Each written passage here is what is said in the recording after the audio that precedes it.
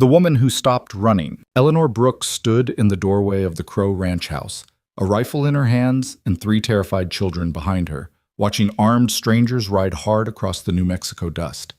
She'd promised herself she was done running, done hiding, done letting fear decide where her children would sleep and whether they'd wake up safe. But as the riders closed in, men she recognized, men who'd tracked her across 2 territories and 4 months of desperate flight. She understood that some promises can only be kept with powder and lead. The question wasn't whether she'd run again. It was whether she'd survive long enough to make that choice. If you want to know how a widowed rancher and a desperate woman built something worth fighting for in the unforgiving New Mexico territory, stay with me until the end. And when you do, hit that like button and comment what city you're watching from. I want to see how far Eleanor's story reaches across this country. The notice had been simple. Blunt, even. The kind of thing a man writes when he's given up on expecting much from the world. Ranch cook wanted. Room and board. Must tolerate children and keep a quiet house. No gossips. No questions. Inquire at Crow Ranch, 6 miles south of Bent Creek, New Mexico territory. Daniel Crow had nailed it to the post outside Mackey's General Store on a Tuesday morning in late April, 1887, then ridden back to his ranch without waiting to see if anyone would read it. He didn't have much hope. The last cook had lasted 3 weeks before deciding that a household of sullen men and a grief-stricken widower wasn't worth the wages, no matter how desperate she'd been. The house had been empty of a woman's presence for 2 years, ever since Sarah died. Daniel didn't talk about Sarah, didn't keep her things where he could see them, didn't visit her grave more than once a season. He'd learned that grief was like a wounded animal. The more you poked at it, the more it bit back. So he worked, rose before dawn, worked until his hands bled, fell into bed too exhausted to dream. His ranch hands had learned not to expect conversation. His neighbors had learned not to expect visits. The house reflected the man.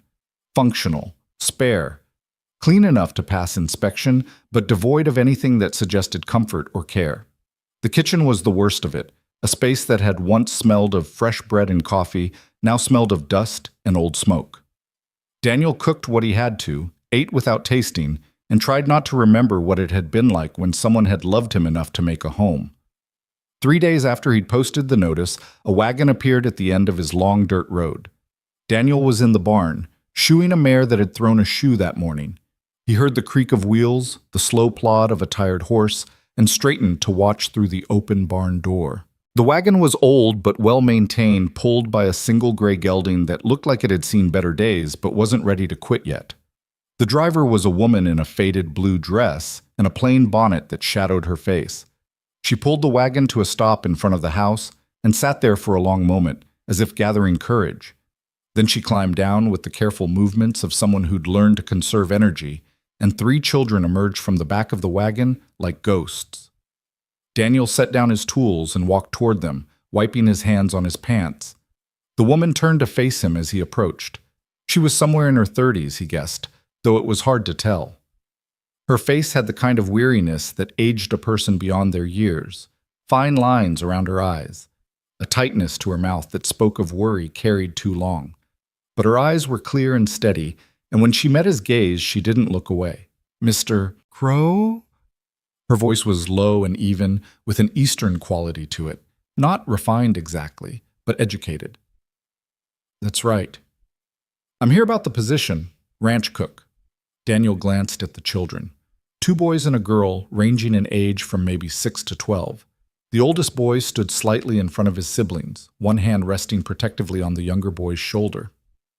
All 3 watched Daniel with the kind of wariness that came from experience, not instruction. "Notice didn't mention children," Daniel said. "It didn't say no children either." The woman's tone didn't change, but something flickered in her eyes. Challenge, maybe. Or desperation disguised as confidence. Daniel studied her. She was too thin, and the dress she wore had been mended more than once. The children's clothes were clean but threadbare. The wagon held 3 small trunks and a collection of kitchen implements that suggested she'd done this work before. "You got a name?" he asked. "Eleanor Brooks, widow. These are my children, Thomas, James, and Sarah." She gestured to each in turn. The older boy nodded. The younger 2 just stared. The name hit him like a fist. "Sarah." He forced himself not to react, but the woman, Eleanor, saw it anyway. Her expression softened almost imperceptibly. "I can use a different name for her, if it's difficult," she said quietly. "She answers to Sally, too." "No." The word came out harder than he'd intended. "Sarah's fine. It's just a name." Eleanor nodded, accepting the lie because it was easier than the truth. "You know how to cook for ranch hands?" Daniel asked, redirecting. "I've got 5 men who work this land. They eat like they're hollow. I've cooked for larger crews. I can manage." "You got references?" Something shuddered behind her eyes. "No, sir. We've been traveling. My last position ended abruptly." Daniel waited, but she didn't elaborate. He should have pressed. Should have asked why a woman with 3 children would be traveling alone through New Mexico territory without references or apparent means. Should have recognized the signs of someone running from something. But he was tired of cooking his own meals and eating alone, tired of a house that echoed with absence, tired of pretending he didn't need help. "Room and board," he said. "There's a cabin out back that's been empty since my foreman moved to the bunkhouse. It's small, but it's got a stove and 2 rooms. You'll cook 3 meals a day for me and the hands. Keep the main house clean. I don't need conversation, and I don't need questions. You do the work, I pay fair wages at the end of each month. That acceptable?"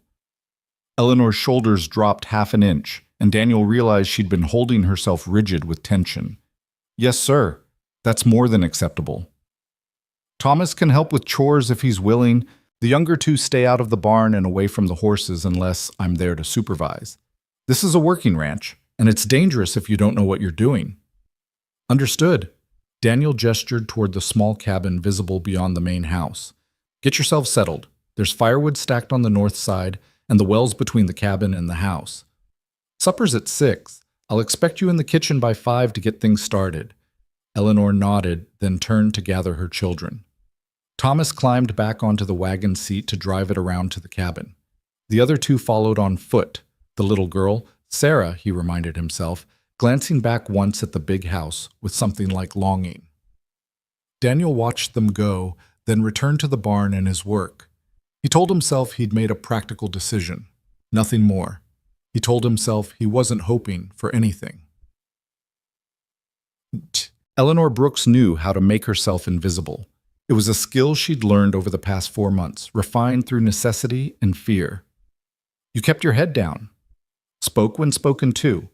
Worked hard enough that people noticed your value, but not so hard that they noticed you. You made yourself useful and unmemorable in equal measure. The cabin was better than she'd expected. Small, yes, just 2 rooms with a narrow loft where the boys could sleep, but solid. The roof didn't leak. The stove worked. There was a table and 4 mismatched chairs, a bed frame in the back room, and hooks on the wall for hanging clothes. It was the first place in 4 months that felt like it might be safe enough to breathe. "Can we stay here, Mama?" Sarah asked, her small voice tentative. Eleanor knelt and pulled her daughter close. "For now, sweetheart. For now." Thomas, ever practical at 12 years old, was already unpacking their few possessions. "I'll sleep in the loft with James. You and Sarah can take the back room." "Thank you, Thomas." Eleanor stood and began organizing their kitchen supplies. She had 2 hours before she needed to report to the main house, and she intended to use every minute to make this place feel like home. By 5 o'clock, she'd scrubbed the cabin clean, made up beds with their threadbare linens, and unpacked their clothing into the single trunk they used as a dresser. The boys had hauled water from the well, and Sarah had arranged their few books on a shelf Thomas had fashioned from an old crate. Eleanor changed into her other dress, slightly less worn than the one she'd traveled in, and pinned her dark hair back into a tight bun. She studied her reflection in the small mirror she'd propped against the wall. She looked like what she was, a woman past her prime, hollowed out by hardship, held together by will alone. Good. Let him see a tired widow who needed work. Let him see someone grateful and compliant. Let him see anything except the truth. She walked to the main house as the sun began its slow descent toward the western horizon. The kitchen door was unlocked and she let herself in. The kitchen was worse than she'd expected. Not dirty, exactly, but neglected. The kind of space where a man cooked because he had to, not because he cared. Pots hung from hooks, but they needed proper cleaning. The stove was functional, but hadn't been seasoned in months. The pantry held staples, flour, cornmeal, beans, salt pork, but nothing that suggested thought or variety. Eleanor rolled up her sleeves and got to work. She found potatoes in a bin, onions hanging in a net, and a side of bacon that needed slicing. Within 20 minutes, she had a pot of beans simmering, potatoes frying in bacon grease, and cornbread baking in the oven. It wasn't fancy, but it was hot and substantial, the kind of meal that would fill working men and leave them satisfied. At 6 o'clock precisely, the hands began filing in through the back door. 5 men, just as Daniel had said, ranging from a grizzled cowboy who looked to be in his 60s to a kid who couldn't have been more than 17. They stopped short when they saw Eleanor at the stove. "Ma'am," the oldest one said, removing his hat, "didn't know Crow had hired on." "Mrs. Brooks," Eleanor said, nodding politely. "I'm the new cook. Supper's ready if you'd like to wash up." They did, using the basin by the door with the kind of efficiency that spoke of long practice. Daniel appeared last, his expression carefully neutral.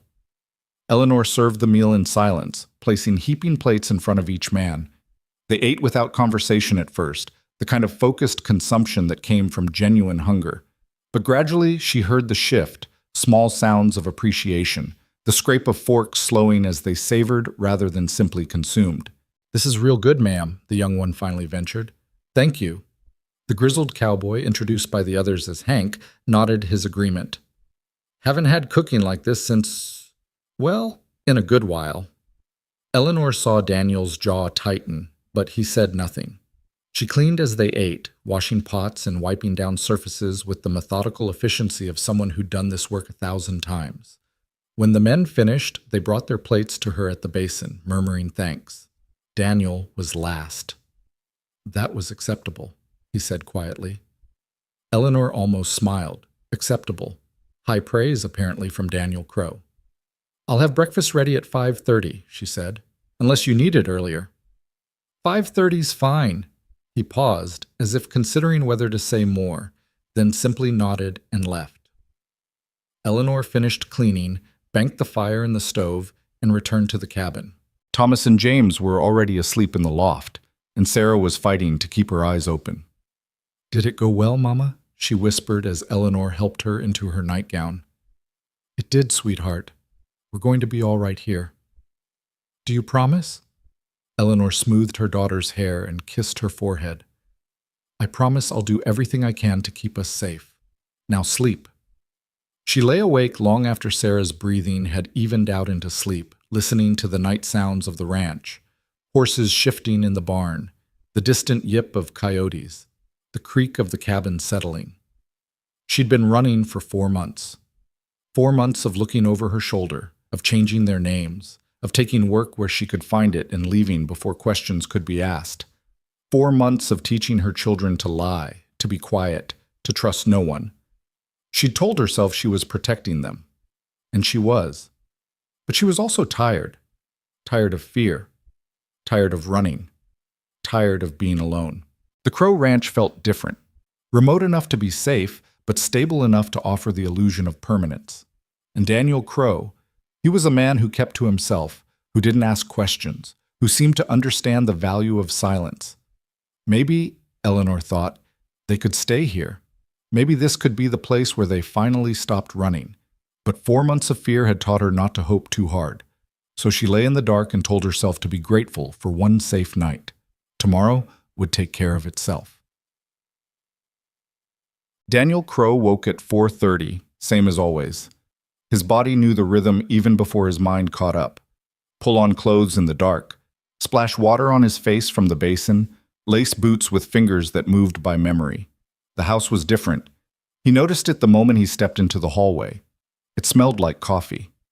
He walked into the kitchen and stopped. Eleanor stood at the stove, her back to him, already working. The coffee pot was hot. Fresh biscuits were rising under a cloth, and she was slicing salt pork with the kind of precision that spoke of professional skill. She turned when she heard him. "Good morning, Mr. Crow. Coffee's ready." He grunted, which was as close to thanks as he usually got before sunrise, and poured himself a cup. He He sat at the table, his table, in his kitchen, except it didn't feel quite like his anymore, and watched her work. She moved with economy and grace. No wasted motion, no hesitation. She knew where everything was already, had organized the kitchen in a single evening to suit her workflow. The biscuits went into the oven, eggs cracked into a bowl, bacon laid out in a skillet. "You're up early?" he finally said. "Ranch hours." Eleanor didn't look up from her work. "I'm used to it." "Where'd you work before?" The slightest pause, almost imperceptible. "Colorado. Cattle ranch outside of Pueblo." "Big operation?" "Big enough." She turned to face him, meeting his eyes with that same steady gaze. "Is there something specific you'd like to know, Mr. Crow?" "Yes," he thought. "I'd like to know why a woman with your skills is willing to work for room and board in the middle of nowhere. I'd like to know why you travel with everything you own in 3 trunks. I'd like to know what you're running from." But he'd promised no questions, and Daniel Crow kept his word.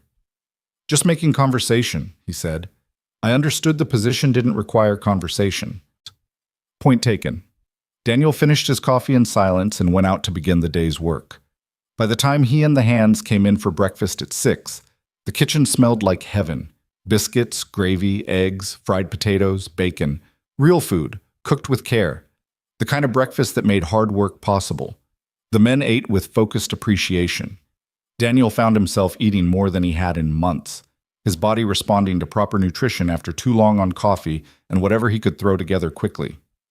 "Mrs. Brooks," Hank said between bites, "if you can cook like this regular, we might actually survive the summer in decent shape." Eleanor, washing dishes at the basin, allowed herself a small smile. "I'll do my best." The days fell into rhythm. Eleanor cooked, cleaned, and managed the household with quiet efficiency.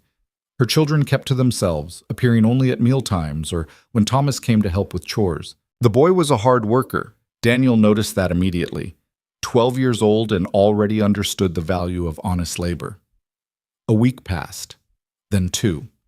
The ranch hands grew comfortable with her presence, started joking at meals, started asking for particular dishes. She accommodated when she could, but never in a way that suggested she was trying to please. She simply did her work, accepted her wages, and kept her distance. Daniel told himself he didn't care, told himself he'd hired a cook, not a companion, told himself the fact that his house felt more like a home now was simply a byproduct of having someone competent managing it. But he noticed things, small things. The way Eleanor's hand shook sometimes when she poured coffee in the morning. The way she positioned herself in the kitchen so she could always see the door. The way her children never strayed far from the cabin, never played loudly, never drew attention. They were afraid of something, all of them. It was Hank who finally said what Daniel had been thinking. "She's running," the old cowboy said one evening as they worked on mending fence line. "That woman and her kids. They're running from something." Daniel drove a post into the ground harder than necessary. "Not our business." Didn't say it was, just saying I recognize the look. Seen it before on women who got good reason to disappear. "You got a point, or are you just gossiping like an old woman?" Hank spat tobacco juice and grinned. "Point is, she cooks better than anyone we've had in 2 years. She works hard, and she don't cause trouble. Whatever she's running from, I figure she earned the right to run. Long as she keeps feeding us like this, I don't care what she's hiding." Daniel nodded slowly. "Agreed." They worked in silence for a while, then Hank spoke again, his voice more serious. "But if trouble comes looking for her, it might come looking for us too. You thought about that?" Daniel had, every day since she'd arrived. "If trouble comes, we'll handle it." "Just like that?" "Just like that." Hank studied him for a long moment, then nodded. "All right then. Good to know where we stand." That night, Daniel lay in bed and stared at the ceiling, listening to the familiar sounds of the ranch settling for the night. Somewhere in the cabin beyond his window, Eleanor Brooks was probably lying awake too, listening to the same sounds and wondering if tonight would be the night her past caught up with her. He'd meant what he said to Hank. If trouble came, they'd handle it. But as sleep finally claimed him, Daniel Crow wondered if he was protecting a woman who needed help, or if he was simply tired of being alone with his grief. Morning would come soon enough, and with it, Another day of pretending that the quiet widow in his kitchen was exactly what she claimed to be. Nothing more, nothing less. The truth, Daniel suspected, was something else entirely. But truth had a way of revealing itself, whether you wanted it to or not. 3 weeks into Eleanor's employment, Thomas approached Daniel in the barn. The boy had been working alongside the hands for the past week, learning to mend tack and muck stalls with the kind of steady determination that reminded Daniel of himself at that age. He didn't complain, didn't shirk, and didn't expect praise for simply doing what needed doing. "Mr. Crow?" Thomas stood in the barn doorway, hat in his hands. "May I speak with you, sir?" Daniel set down the bridle he'd been oiling. "What's on your mind?" Thomas stepped inside, glancing back toward the cabin where Eleanor was hanging laundry with Sarah's help. "I wanted to ask, that is, I wanted to know—" He stopped, frustrated with himself. "Take your time," Daniel said. The boy straightened his shoulders. "Are we safe here?" The question hit Daniel square in the chest. Not because it was unexpected, he'd known it was coming eventually, but because of the weight behind it. This wasn't a child asking if he could go play by the creek. This was someone who'd learned to calculate risk, asking for an honest assessment of their situation. Daniel pulled over an overturned bucket and sat, gesturing for Thomas to do the same. The boy perched on a hay bale, still holding his hat like a shield. "What makes you ask?" Daniel said carefully. "Mama doesn't sleep much. I hear her walking at night, checking the windows, and she makes us practice." He stopped abruptly. "Practice what?" Thomas hesitated, then the words came out in a rush. "Practice leaving quickly. If we have to run again. She's got our things packed in the wagon still, even though we've been here almost a month. She says it's just being prepared, but I know better." Daniel absorbed this, his suspicions confirmed. "Your mother's had a hard time." "I know, but I'm tired of running, Mr. Crow. James and Sarah, they're too young to understand, but I'm tired. I want to stay somewhere. Go to school, maybe. Have friends." His voice cracked slightly. "I want to stop being afraid." "Does your mother know you feel this way?" "I can't tell her. She's doing the best she can, and if I complain, it'll just make her feel worse." Thomas looked up, and his eyes, so young but carrying such old worry, met Daniel's. "So I'm asking you, are we safe here? Can we stay?" Daniel chose his words carefully. "I can't promise you absolute safety. Nobody can. But I can tell you this. While you're on this ranch, you're under my protection, all of you, and I don't take that responsibility lightly. Even if someone came looking for us? Especially then." Thomas nodded slowly, processing this. "Mama won't tell you why we're running. She made us all swear not to talk about it. I'm not asking you to break a promise to your mother. But you want to know. I want to help. Sometimes that's easier if I know what I'm helping with, but I respect your mother's right to her privacy." Daniel paused. "You're carrying a heavy load for someone your age. Someone has to. Mama's strong, but she can't do everything alone." "No," Daniel agreed quietly. "Nobody can." They sat in comfortable silence for a moment, the barn filled with the familiar sounds of horses shifting and swallows nesting in the rafters. "I like it here," Thomas finally said. "The work is hard, but it's honest, and you treat me like I matter, not like I'm just a kid in the way. You do good work. You've earned the respect." Thomas stood, fitting his hat back on his head. "Thank you, Mr. Crow, for being straight with me." "Thomas," Daniel said as the boy turned to leave, "if your mother asks what we talked about, she won't. She tries not to ask questions because she doesn't want to answer any." Thomas smiled sadly. That's how it's been for a while now. After the boy left, Daniel sat alone in the barn for a long time, thinking about the promises he'd just made and wondering if he could keep them. Eleanor Brooks had brought more than cooking skills to his ranch. She'd brought complications, secrets, the kind of trouble that came looking for people whether they wanted it to or not. The smart thing would be to let her go now, before whatever she was running from arrived at his doorstep. But Daniel Crow had learned something in the 2 years since Sarah died. Being smart and being alive weren't the same thing. He'd spent 2 years being smart, keeping his head down, doing his work, avoiding anything that might crack the carefully constructed shell around his grief. Eleanor and her children had cracked it anyway, not through any fault of their own, but simply by being there, by filling his house with the sounds of life, by reminding him what it felt like to protect something that mattered. He stood and returned to his work, but his mind kept circling back to one thought. Whatever Eleanor Brooks was running from, it would catch up eventually, and when it did, Daniel intended to be standing in its way. The trouble arrived on a Wednesday morning in mid-May, riding hard and raising dust. Eleanor was in the kitchen kneading dough for the noon meal when she heard the horses. Not the familiar sound of the ranch hands moving cattle or Daniel working in the corral, but something different, urgent. Multiple riders coming fast, her hands stilled in the flour. Through the window, she could see 3 men she didn't recognize pulling up near the barn. They wore trail dust and hard expressions, and the way they sat their horses, loose in the saddle but ready, told her everything she needed to know. They'd found her. Eleanor's heart hammered against her ribs, but her hands were steady as she wiped the flour away and untied her apron. 4 months of running had taught her not to panic.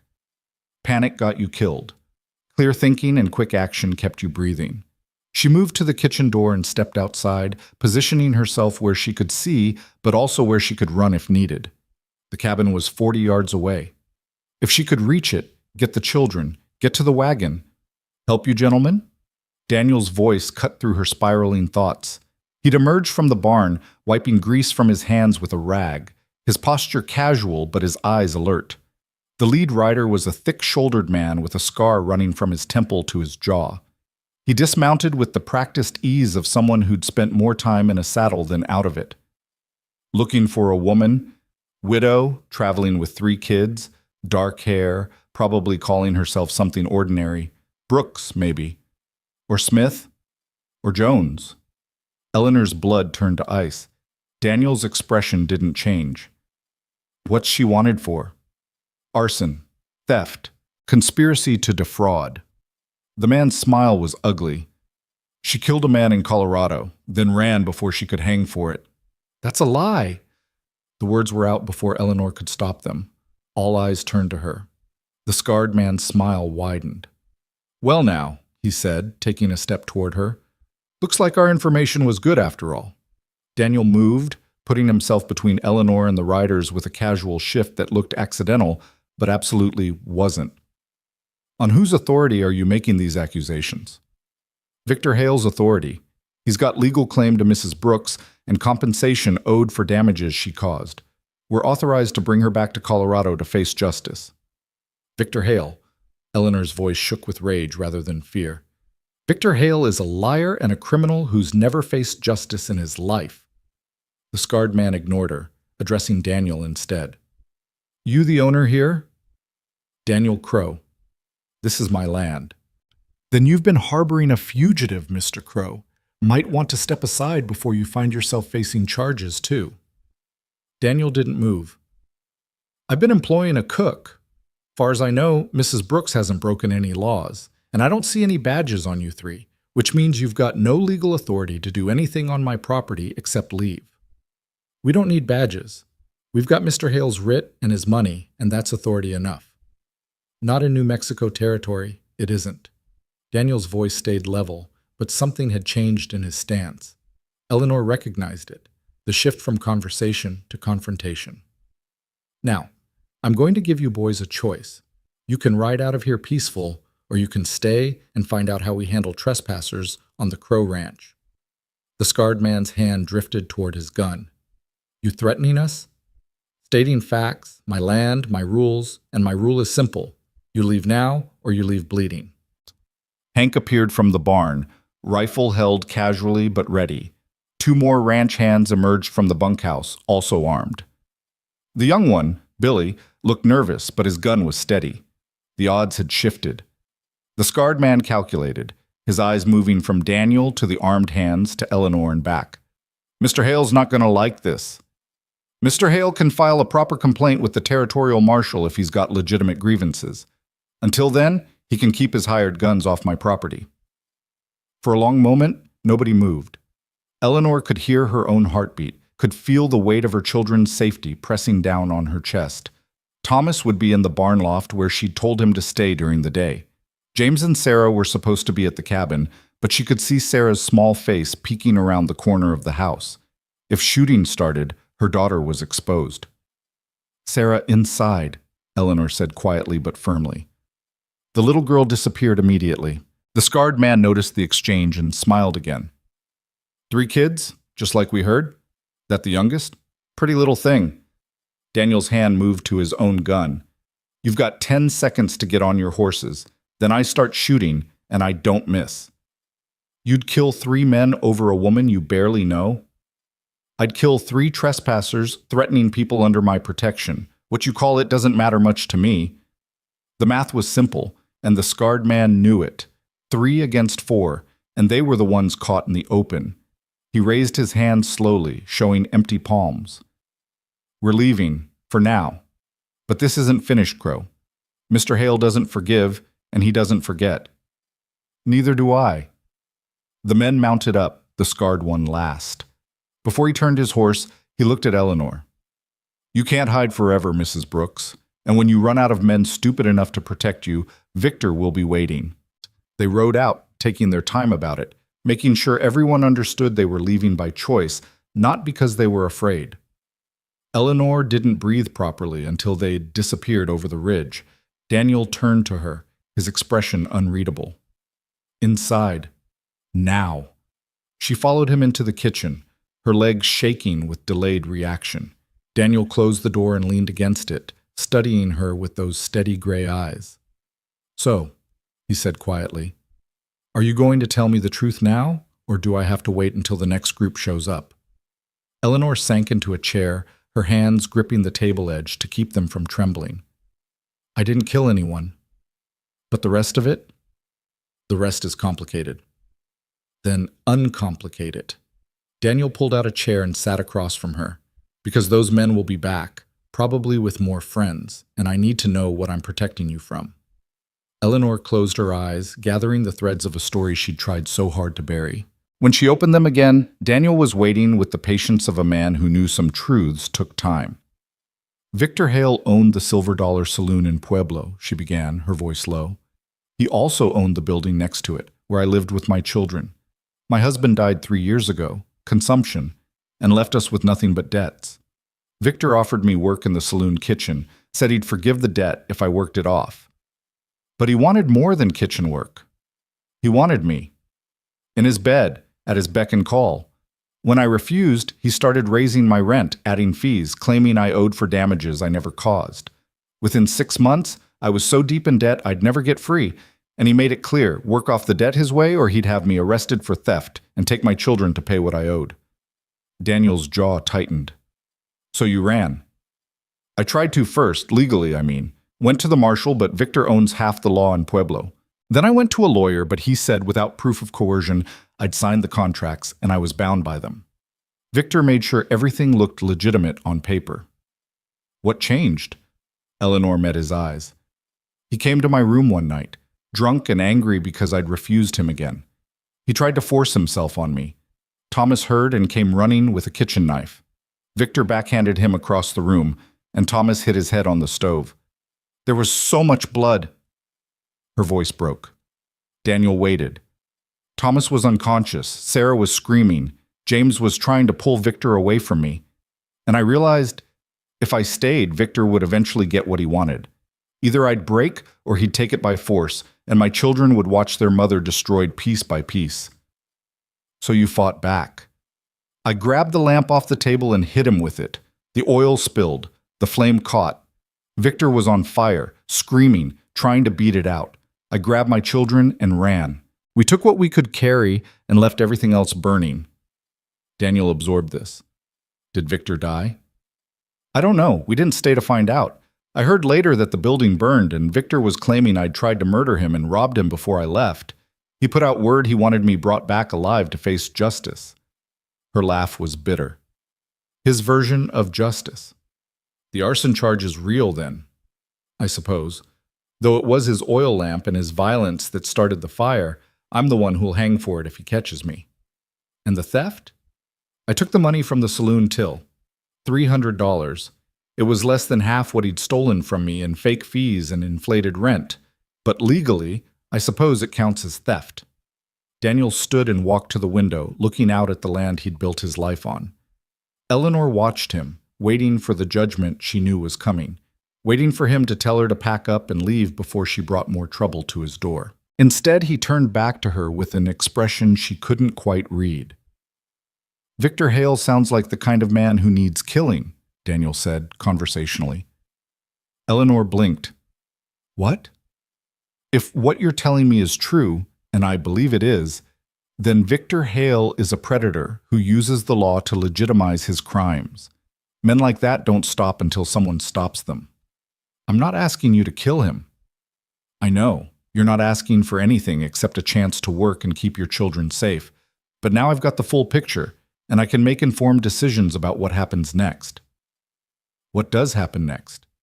Daniel sat back down, folding his hands on the table. "Next, you stop running. You stay here, do your work, and let me handle anyone else Victor sends. You can't fight all of them. He has money, and money buys guns. I have land, and land buys loyalty. Every man working this ranch knows what it means when someone comes onto our property making threats. They'll stand. Why?" The question burst out of Eleanor before she could stop it. "Why would you risk your life, your ranch, your men, for someone you barely know?" Daniel was quiet for a long moment. When he spoke, his voice was softer than she'd ever heard it. 2 years ago, my wife Sarah died giving birth to our daughter. The baby died too. I buried them both on a Tuesday morning in March, and I've been half dead myself ever since." Eleanor's throat tightened. "I went through the motions," Daniel continued. "Worked the ranch, paid the hands, kept the place running, but I stopped living. Just existed. Then you showed up with your children and your secrets, and for the first time in 2 years, my house feels like a home again. I hear laughter. I smell real cooking. I watch your boy work like he's got something to prove, and I remember what it felt like to have purpose beyond just surviving another day." He looked at her directly. "So maybe I'm being selfish. Maybe I'm protecting you because it gives me a reason to care about something again. Or maybe I'm just tired of watching bad men win because good people are too afraid to stand up. Either way, the answer's the same.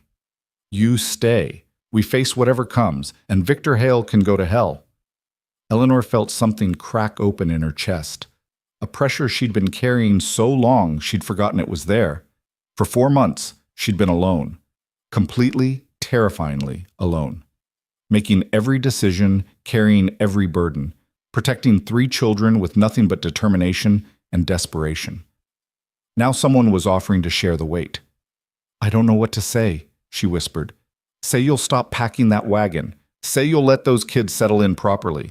Say you'll trust me enough to stand still and fight instead of running." Eleanor thought of Thomas asking if they were safe here. Thought of Sarah arranging books on a shelf with the careful hope of someone who'd learned not to get attached. Thought of James, too young to understand why they kept leaving places just when they started to feel like home. "I'll stay," she said. "But if it gets too dangerous, if your men start getting hurt because of me, then we'll deal with that when it happens. But we deal with it together. Agreed?" "Agreed." Daniel stood and extended his hand across the table. Eleanor took it, feeling the calluses earned from years of hard work, the strength that came from more than just physical labor. "Thank you," she said. "Don't thank me yet. We've still got to figure out how to handle Victor when he decides to escalate." "He will. Escalate, I mean. He doesn't like losing, and he especially doesn't like losing to women. Then he's about to learn a hard lesson about pride and consequences." Daniel released her hand and moved toward the door. "I'm riding into Bent Creek this afternoon to talk to the marshal. See what the legal situation actually is. You stay on the ranch, keep the children close. Hank will be on watch." "Should I be armed?" Daniel paused, considering. "Can you shoot?" "My father taught me. I'm not expert, but I can hit what I aim at. There's a rifle in the cabinet by the door. It's loaded. If anyone comes onto this property who isn't me or one of my men, you use it. Don't hesitate. Don't warn them twice. Just shoot." Eleanor nodded, the reality of their situation settling over her like a heavy cloak. After Daniel left, she returned to her bread dough, but her hands moved automatically while her mind raced. She'd told him the truth, mostly. The parts that mattered, anyway. But she'd left out details. The extent of Victor's connections, the fact that he'd killed before and covered it up, the way he'd looked at Sarah with an expression that still made Eleanor's skin crawl. Victor Hale wasn't just a criminal. He was a monster who'd learned to wear a respectable mask. And monsters didn't stop hunting just because you ran far enough or found someone willing to protect you. They kept coming until they got what they wanted or until someone put them down permanently. Eleanor shaped the dough into loaves with practiced efficiency, but her mind was already calculating. Distance to the wagon, time needed to harness the horse, routes out of the territory if running became necessary again. She'd promised Daniel she'd stay and fight, and she meant it. But she'd also promised herself she'd never let Victor Hale touch her children. And that promise, Eleanor knew, would trump everything else if the moment came to choose. The bread went into the oven. Eleanor washed her hands and walked to the cabinet Daniel had indicated. The rifle was well-maintained, oiled, and ready. She checked the load with hands that remembered her father's patient instruction from years ago, then returned it to the cabinet.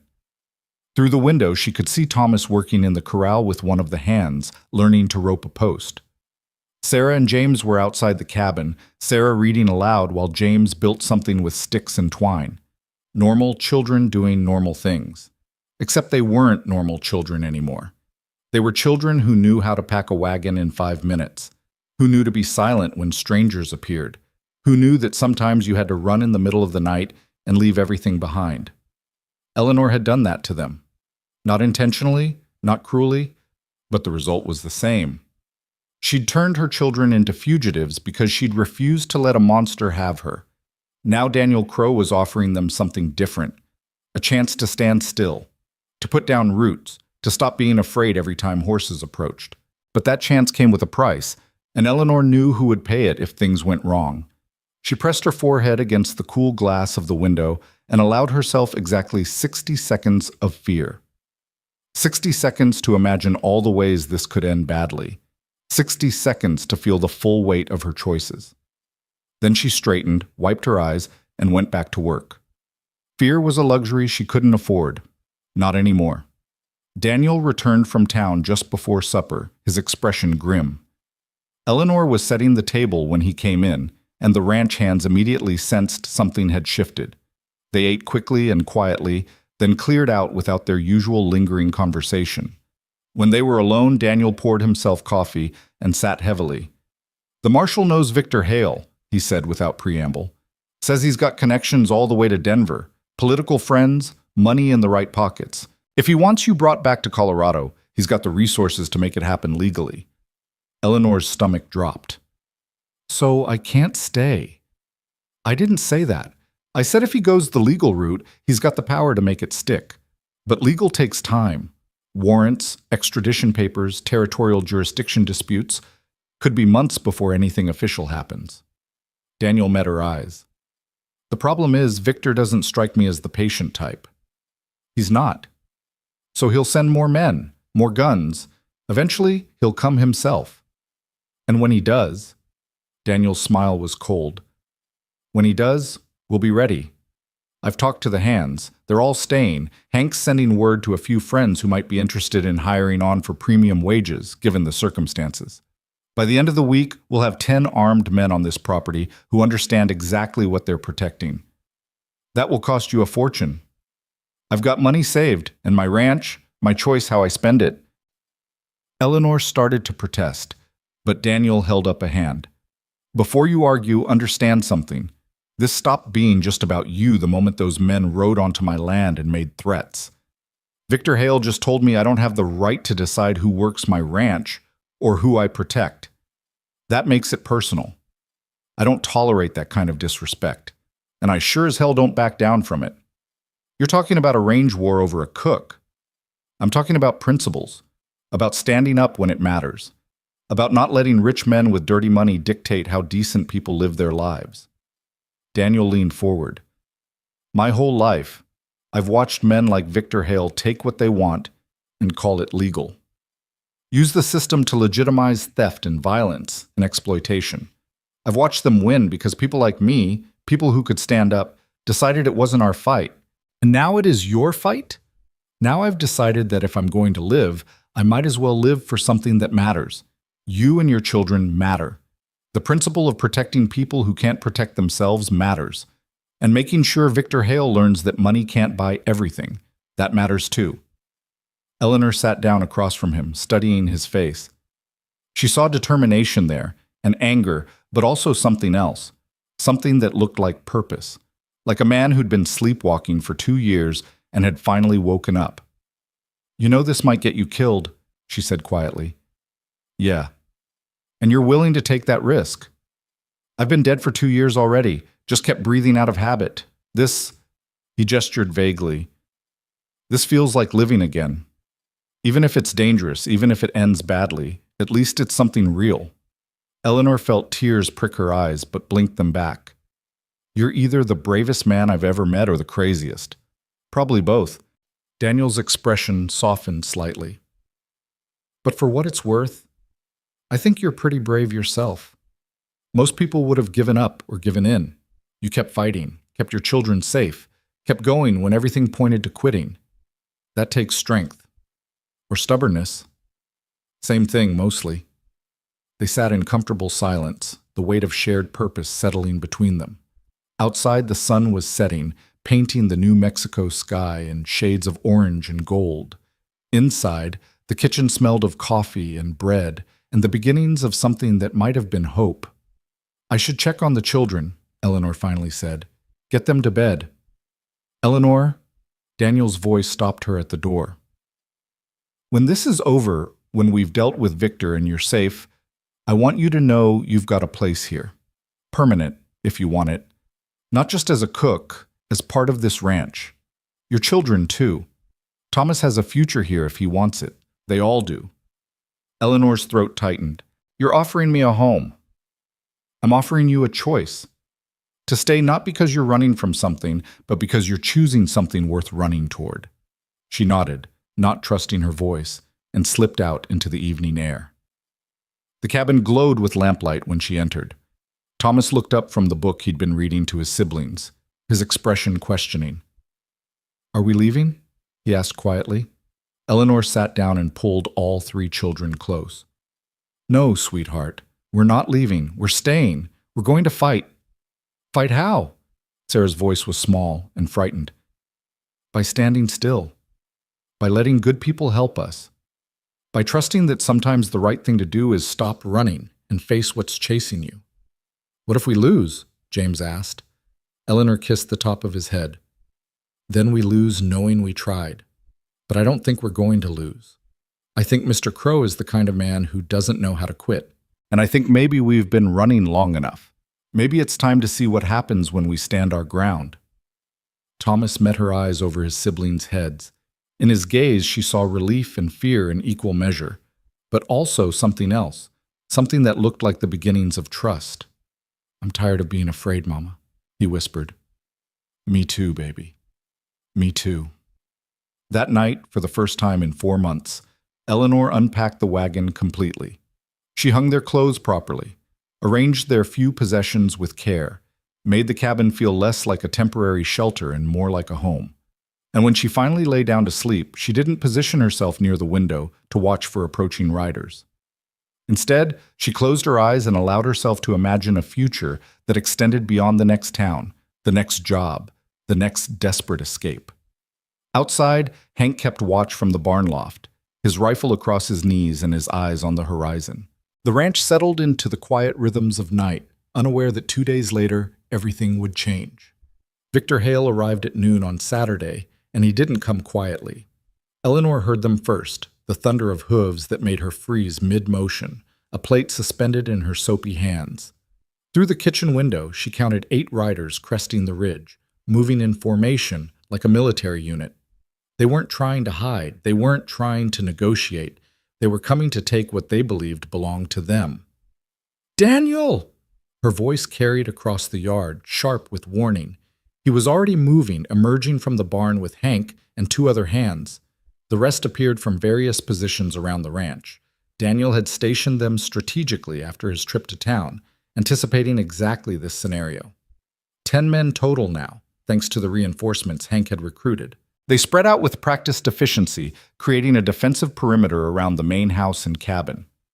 Eleanor set down the plate with shaking hands and reached for the rifle.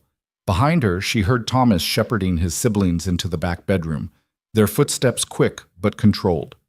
They'd practiced this, knew what to do when trouble came. The riders pulled up 50 yards from the house, close enough to be clearly seen but far enough to avoid immediate confrontation. The man in the center sat his horse like he owned the world, and Eleanor's stomach clenched with recognition. Victor Hale had aged in 4 months, or perhaps the burns had simply revealed what had always been underneath. The left side of his face was scarred, twisted tissue that pulled his mouth into a permanent sneer. He'd been a handsome man once, had used that charm to seduce and manipulate. Now he looked like what he was, a monster wearing human skin. His eyes found Eleanor in the kitchen doorway, and his smile was terrible to see. "Eleanor, darling," he called out, his voice carrying across the yard with false warmth. "You've led me on quite a chase, but it's time to come home now, time to settle your debts." Daniel stepped forward, positioning himself directly in Victor's line of sight. "You've got no business here, Hale. Turn around and leave while you still can." Victor's gaze shifted to Daniel, assessing. "You must be the famous Daniel Crow, heard about you in town. Widower, keeps to himself, minds his own business, or at least you used to before my property seduced you into playing hero." "Mrs. Brooks isn't property. She's a free woman working on my ranch." "Mrs. Brooks is a thief and an arsonist who owes me compensation for damages. I've got legal documents right here." Victor patted his saddlebag, "proving her debt and my right to collect. Now, you can hand her over peaceful, or we can do this the hard way. Your choice." "There's a third option," Daniel said calmly. "You leave now, file whatever legal papers you want through proper channels, and we handle this through territorial law instead of hired guns." Victor laughed, the sound sharp and cruel. "You think I came all this way to play by rules written by fools? I make my own rules, Crow. Always have. And my rule says Eleanor belongs to me, along with those 3 little ones she's been hiding." Eleanor's blood turned to ice. "You stay away from my children." "Your children?" Victor's scarred face twisted further. "Funny thing about debt, Eleanor. When you can't pay in cash, the law allows for alternative compensation. Those children could work off your debt in, 10 years or so. 15 maybe. Plenty of uses for young hands in my establishments." The threat was clear, deliberate, designed to provoke. Eleanor felt rage rise in her throat, but before she could respond, Daniel's voice cut through the tension like a blade. "You just made a fatal mistake, Hale." "Oh? And what's that?" "Threatening children on my land. That's not a debt dispute anymore. That's something else entirely." Daniel's hand moved to his gun, and around the yard his men did the same. "Last chance. Ride out now, or we settle this the frontier way." Victor's smile never wavered. "You're outnumbered, Crow. I've got 8 guns to your, 7? 8? And my men are professionals. Yours are just ranch hands playing at being soldiers. Your men are hired muscle who'll run the moment the shooting starts. Mine are defending their home. There's a difference." "Then I guess we're about to find out which matters more, loyalty or skill." The moment stretched taut as wire. Eleanor could see Daniel calculating, weighing options, could see Victor's men shifting nervously, hands hovering near weapons, could see her entire fragile new life balanced on the edge of violence. Then hooves sounded from the road behind Victor's group, and a new voice cut through the standoff. "Federal Marshal coming through. Everyone keep their hands visible and their tempers cool." The marshal was a lean man in his 50s, weathered and sharp-eyed, with a badge pinned to his vest and a reputation that preceded him. Eleanor had heard Daniel mention Marshal Tom Bridger, a man who couldn't be bought and wouldn't be intimidated. Victor's expression flickered with annoyance. "Marshal, this is a private matter. Looked like a potential massacre from where I was riding." Bridger urged his horse forward, positioning himself between the 2 groups. "Daniel Crow, you care to explain why you've got armed men surrounding your ranch like you're expecting war?" "Protecting what's mine, Tom. Mr. Hale here seems to think he's got a right to take one of my employees by force." Bridger turned to Victor. "That true?" "I've got legitimate claims against Mrs. Brooks. Debts owed, crimes committed. I'm simply exercising my legal rights to collect." By riding onto private property with 8 armed men? That's not how legal rights work in my territory, Hale. Bridger's tone was mild, but there was steel underneath. You've got documents. Let's see them. Victor hesitated, clearly calculating whether cooperation or defiance served him better.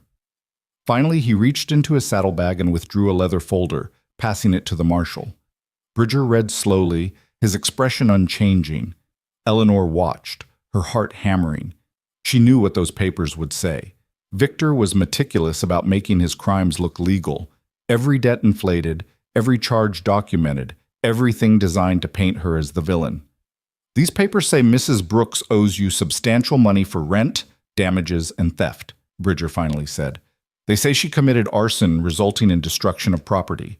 And they say you've got a warrant for her arrest issued in Colorado. Exactly. So you'll be taking her into custody and transporting her back to Pueblo to face charges. Might if these papers were worth the ink they're printed on. Bridger folded the documents and handed them back. But there's a few problems. First, this warrant wasn't issued by any judge I recognize. Looks like you got some local justice of the peace to sign it, but that doesn't hold water across territorial lines. Second, your damage claims are civil matters, not criminal. And third, he paused, his gaze sharpening. I've got a telegram from the Pueblo marshal saying you're wanted for questioning regarding intimidation, extortion, and assault of a widow and her minor children. Victor's scarred face went rigid. That's a lie. Is it? Because according to my information, you've been running a protection racket disguised as legitimate business for the past 5 years, using debt to enslave women, using the law to legitimize your crimes. The only reason you haven't been arrested yet is because your political friends keep blocking the investigations. Bridger's voice hardened. But I don't have political friends, Hale. I have jurisdiction and a duty to enforce actual law, not the perverted version you've been peddling. You can't. I can, and I am. Here's what's going to happen. You and your men are going to turn around and ride back to Colorado.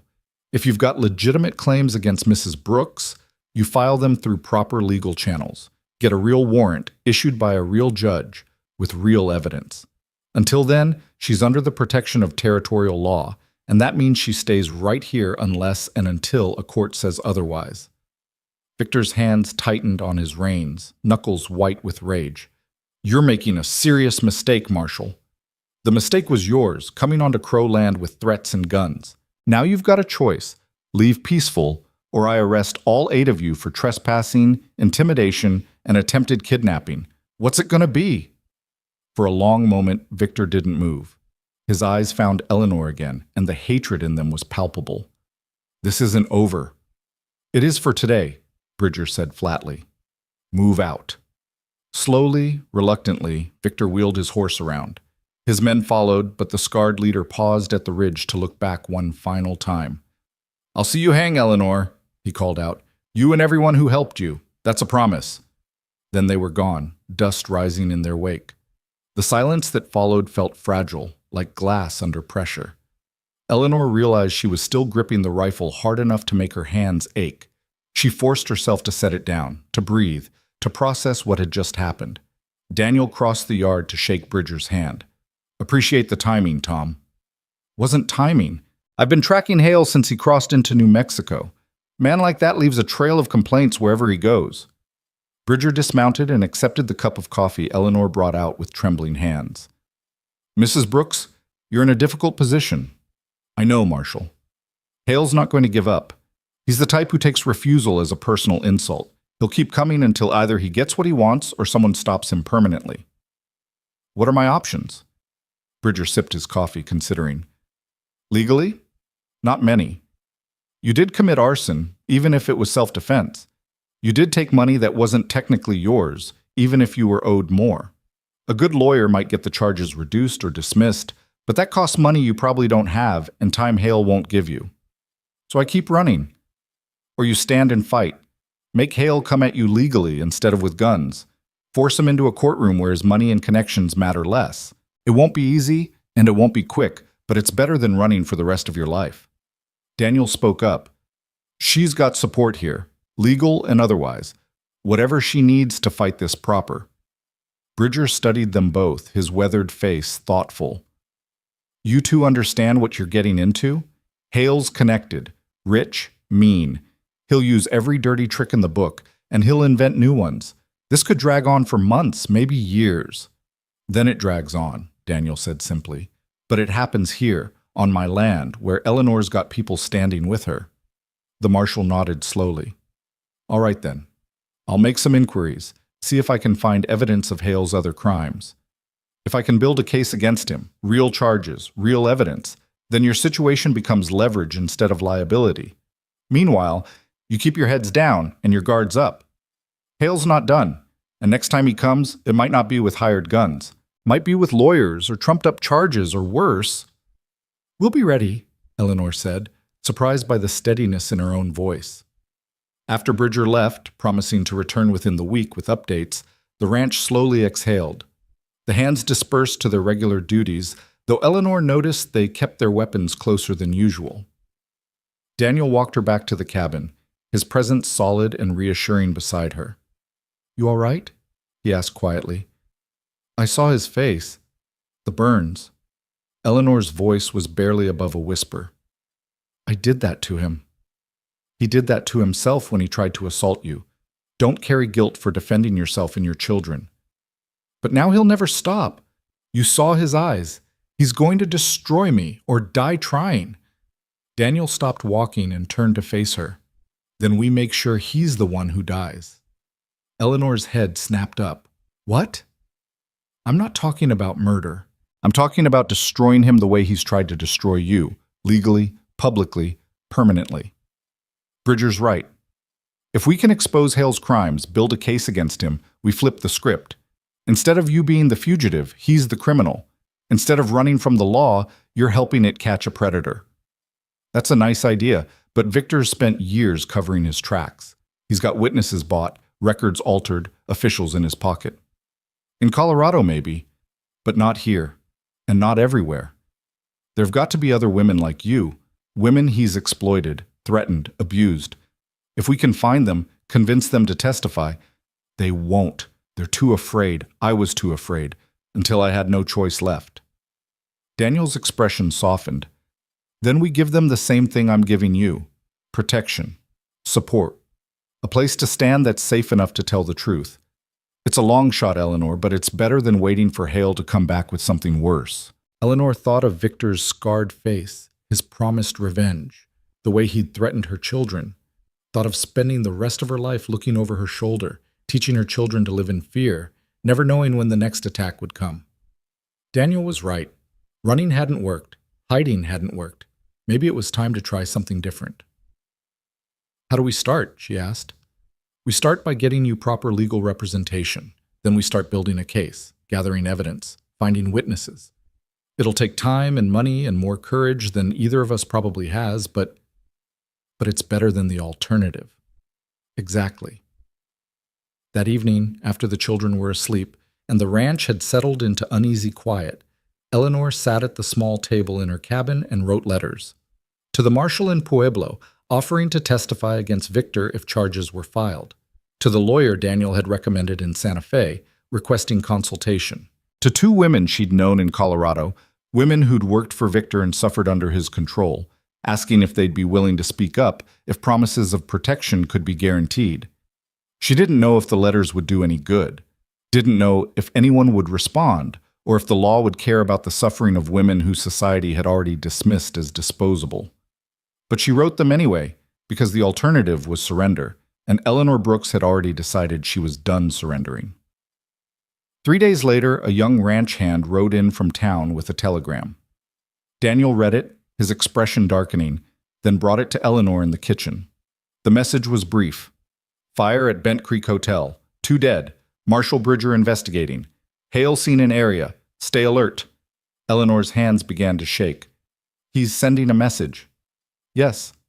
People are dying because of me. People are dying because Victor Hale is a murderous bastard who uses violence to maintain control. Daniel's voice was hard. Don't take responsibility for his choices. But Eleanor couldn't help it. 2 people dead? And for what? To prove Victor could reach them even here? To demonstrate that nowhere was safe? That night, she didn't sleep, paced the cabin while her children slumbered, unaware of the fresh blood spilled in their name, checked the windows compulsively, expecting to see fire on the horizon or armed men approaching through the darkness. Instead, as dawn broke gray and cold, she saw something else. Daniel, standing between the cabin and the main house, rifle across his chest, keeping watch. He'd been there all night, she realized, standing guard while she paced and worried and fought with fear. When he saw her emerge, he nodded once. No words needed. Just acknowledgement of shared purpose, shared danger, shared determination not to let the monster win. Eleanor walked to the main house and started breakfast, her hands moving through familiar motions while her mind worked through impossible calculations. How to keep her children safe. How to fight a man with unlimited resources and no conscience.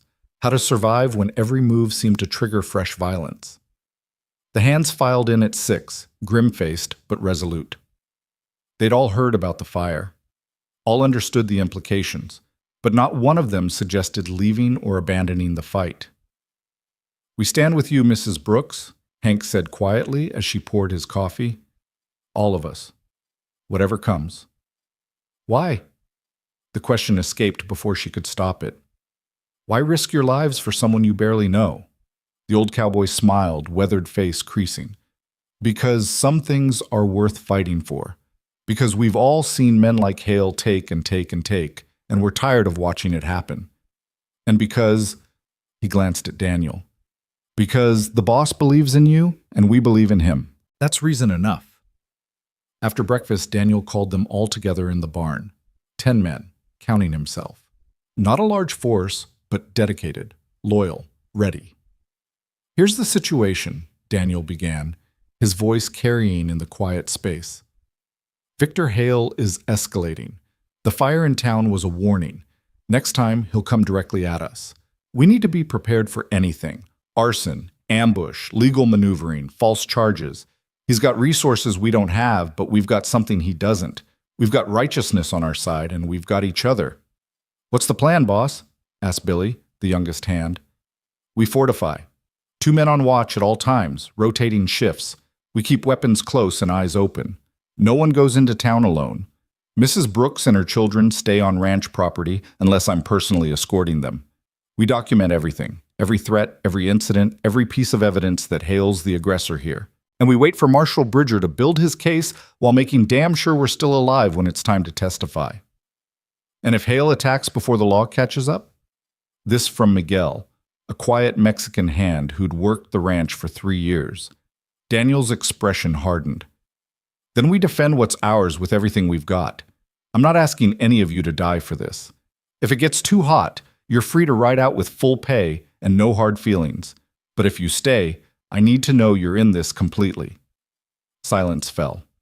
Then, one by one, each man nodded. "All in, boss," Hank said, speaking for all of them. Eleanor, watching from the barn door, felt something shift in her chest. These men didn't know her story, didn't know if she was innocent or guilty, righteous or flawed. But they stood with her anyway, because Daniel Crow had decided she was worth defending, and that was enough. She thought of Victor's burned face, his promised revenge, his casual threat against her children, thought of all the ways this could end badly, violence, death, destruction. But she also thought of Thomas, working alongside these men with growing confidence, thought of Sarah, who'd laughed yesterday for the first time in months, thought of James, who'd stopped flinching every time a stranger appeared. Her children were learning what it meant to have people stand with you, learning that running wasn't the only option, learning that sometimes the right thing to do was plant your feet and refuse to be moved. Whatever happened next, whatever Victor brought to their doorstep, Eleanor knew they'd face it together. And maybe, just maybe, that would be enough to survive. The attack came on a moonless Thursday night, 3 weeks after Victor's first appearance at the ranch. Eleanor woke to the smell of smoke. For a disorienting moment, she was back in Colorado, oil flames spreading across wooden floors while Victor screamed and her children cried. Then consciousness slammed into place, and she understood. This wasn't memory. This was happening now. She rolled out of bed, her hand automatically reaching for the rifle she'd started keeping propped against the wall.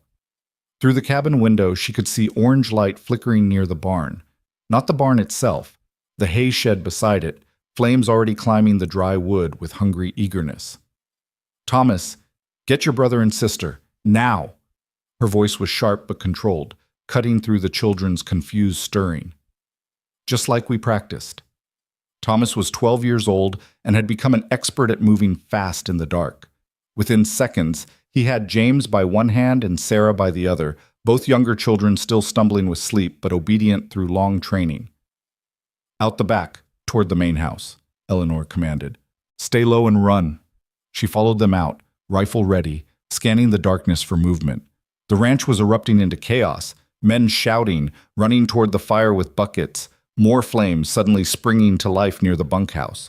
Daniel's voice cut through the confusion, directing the hands to form a bucket line from the well. Eleanor got her children to the main house kitchen and pushed them under the heavy wooden table. "Stay here. Don't come out until I say." "Mama," Sarah's voice was thin with terror. "I'll be right back, baby. I promise." Eleanor kissed her daughter's forehead, then turned and ran back outside. The hay shed was fully engulfed now, flames reaching toward the night sky. But it was the bunkhouse fire that worried her more. If it spread to where the men slept, they'd lose not just supplies but lives. She joined the bucket line, passing water with burning arms while smoke stung her eyes. "It's deliberate," Hank gasped beside her, his weathered face streaked with soot. 3 separate fires, all started at the same time. Someone's still out there. "Where's Daniel?" "Went after them, saw movement near the corral and took Miguel with him." Eleanor's stomach clenched. Victor wouldn't send amateurs for this. He'd send killers. Men who knew how to fight in the dark, how to use chaos as cover. If Daniel ran into them unprepared... A gunshot cracked through the night, sharp and distinct above the roar of flames. Eleanor's hands froze on the bucket. Around her, the ranch hands hesitated, torn between fighting the fire and running toward the sound of violence. Another shot answered the first, then a rapid exchange that sounded like multiple weapons. "Keep the line going," Eleanor ordered, surprising herself with the authority in her voice. "We lose these buildings. We lose everything. The boss can handle himself." She didn't know if that was true, but she knew panic would kill them faster than fire or bullets. The men responded to her certainty, returning to their desperate work. The bunkhouse fire was contained first, stamped out before it could reach the sleeping quarters. The hay shed was a loss, but the barn itself remained untouched. By the time Daniel and Miguel emerged from the darkness, clothes torn and faces grim, the immediate danger had passed. Daniel was limping slightly, and Miguel had blood running down his left arm, but both were alive. "Got one of them," Daniel said without preamble. "Dead. The other 2 ran when they realized we were shooting back. Found evidence they'd been preparing to torch the main house next." Eleanor's blood turned to ice. The main house, where she'd hidden her children. Daniel saw her expression and shook his head quickly. "They didn't get that far. We stopped them in time." "Who were they?" "Hired guns out of Denver. Professional arsonists from the look of their equipment." Daniel spat into the dirt, his anger barely contained. "Hale's not even trying to hide it anymore. This was meant to burn us out completely." Marshal Bridger arrived at dawn, riding hard from town with 2 deputies. He surveyed the damage with the weary expression of a man who'd seen too much human cruelty and still found new depths to surprise him. "The dead man's name is Jack Sutter," Bridger said after examining the body. "Known associate of Victor Hale. Arrested twice for arson in Colorado, walked both times because witnesses disappeared or changed their stories. This ties directly back to Hale." "Can you arrest him?" Eleanor asked. She'd emerged from the main house once the sun rose, leaving her exhausted children sleeping under heavy quilts while she faced the reality of what had almost happened. "On what charge? Sutter's dead, can't testify. The other 2 got away. And unless we can prove Hale directly ordered this, which he's too smart to put in writing, it's just circumstantial. So he gets away with it again." The bitterness in her voice was sharp enough to cut. "Not necessarily." Bridger pulled out a folded paper from his coat. "I've been doing some digging like I promised. Found 3 women in Colorado willing to testify about Hale's methods. Coercion, debt manipulation, physical threats. And I found something else. Financial records showing Hale's been running a fraud scheme, through his various businesses, inflating debts, forging documents, bribing officials. It's not murder, but it's enough to get a grand jury interested. Daniel straightened despite his obvious exhaustion. How long until you can bring charges? 2 weeks, maybe 3. I need to get the witnesses to Santa Fe, coordinate with the territorial prosecutor, make sure everything's airtight. Hale's got lawyers who'll tear apart anything less than perfect. Bridger's gaze moved between Daniel and Eleanor. Question is, can you last that long? Because after last night, Hale knows you're dug in. He's going to escalate further. We'll last, Daniel said flatly. Whatever it takes. After Bridger left, promising to station a deputy in Bent Creek to watch for Hale's movements, Daniel called another meeting in the barn. The hands gathered, smoke-stained and exhausted, several sporting minor burns and injuries from the night's chaos. I'm giving each of you a choice, Daniel began. You can stay and see this through, or you can take 3 months' wages and ride out with my blessing and my thanks. What happened last night, that's just the beginning. Hale's going to keep coming until either we're destroyed or he is. I won't blame any man for deciding that's not his fight. Silence fell, heavy and expectant. Eleanor held her breath, waiting for the inevitable defections. These were working men, not soldiers. They had no obligation to die for someone else's battle. Then Hank stepped forward. Been thinking about this since last night, boss. And here's what I figured. I'm 63 years old, worked ranches from Texas to Montana. Seen a lot of men like Victor Hale take what they want and call it business. Never once saw anyone stand up to them the way you're doing. He paused, his weathered face set with determination. I'm too old to start being a coward now. I'm staying. Miguel nodded. My sister, she worked for a man like Hale in Chihuahua. He destroyed her. I stay and I fight. One by one, every hand committed to staying. Even Billy, young and scared but trying to hide it, squared his shoulders and said he wasn't going anywhere. Eleanor felt tears prick her eyes, but blinked them back. These men barely knew her, yet they were willing to risk everything because Daniel Crow had declared her worth protecting. The weight of that responsibility settled over her like physical pressure. Thank you, she said quietly. All of you. I know what you're risking, and I— Don't thank us yet, Hank interrupted with a grim smile. Save it for when we're all still breathing at the end. The next 2 weeks passed in a state of controlled tension. Daniel organized the ranch like a military outpost, guards rotating in shifts, weapons always within reach, no one traveling alone. Eleanor moved through her daily routines with mechanical precision, cooking meals and cleaning house while part of her mind stayed constantly alert for the next attack. The children felt it too. Sarah stopped laughing. James grew quiet and watchful. Thomas took to sleeping with a knife under his pillow, and Eleanor didn't have the heart to tell him it wouldn't help if armed men came for them in the night. Letters arrived, responses to the ones Eleanor had sent weeks ago. The lawyer in Santa Fe agreed to take her case, intrigued by the challenge of exposing a powerful criminal and willing to work for reduced fees given the circumstances. One of the women from Colorado wrote back, her words shaky but determined. If you're really going to fight him, I'll stand with you. Someone has to. It wasn't much, but it was something. Small pieces of hope in an otherwise dark time. Then, on a Tuesday morning, everything changed. Daniel was in town collecting supplies when the rider came. Eleanor was in the garden behind the cabin, teaching Sarah how to identify edible plants, when she heard hooves approaching fast. Thomas appeared from the barn, already running toward the house. Mama, someone's coming! Eleanor grabbed Sarah's hand and ran. They made it to the porch as the rider pulled up. A young Mexican boy, maybe 14, his horse lathered with sweat. Senora Brooks? He gasped. I have message from Senor Crow. He says you must come to town now. Very important. Marshall needs you. Eleanor's instincts screamed warning.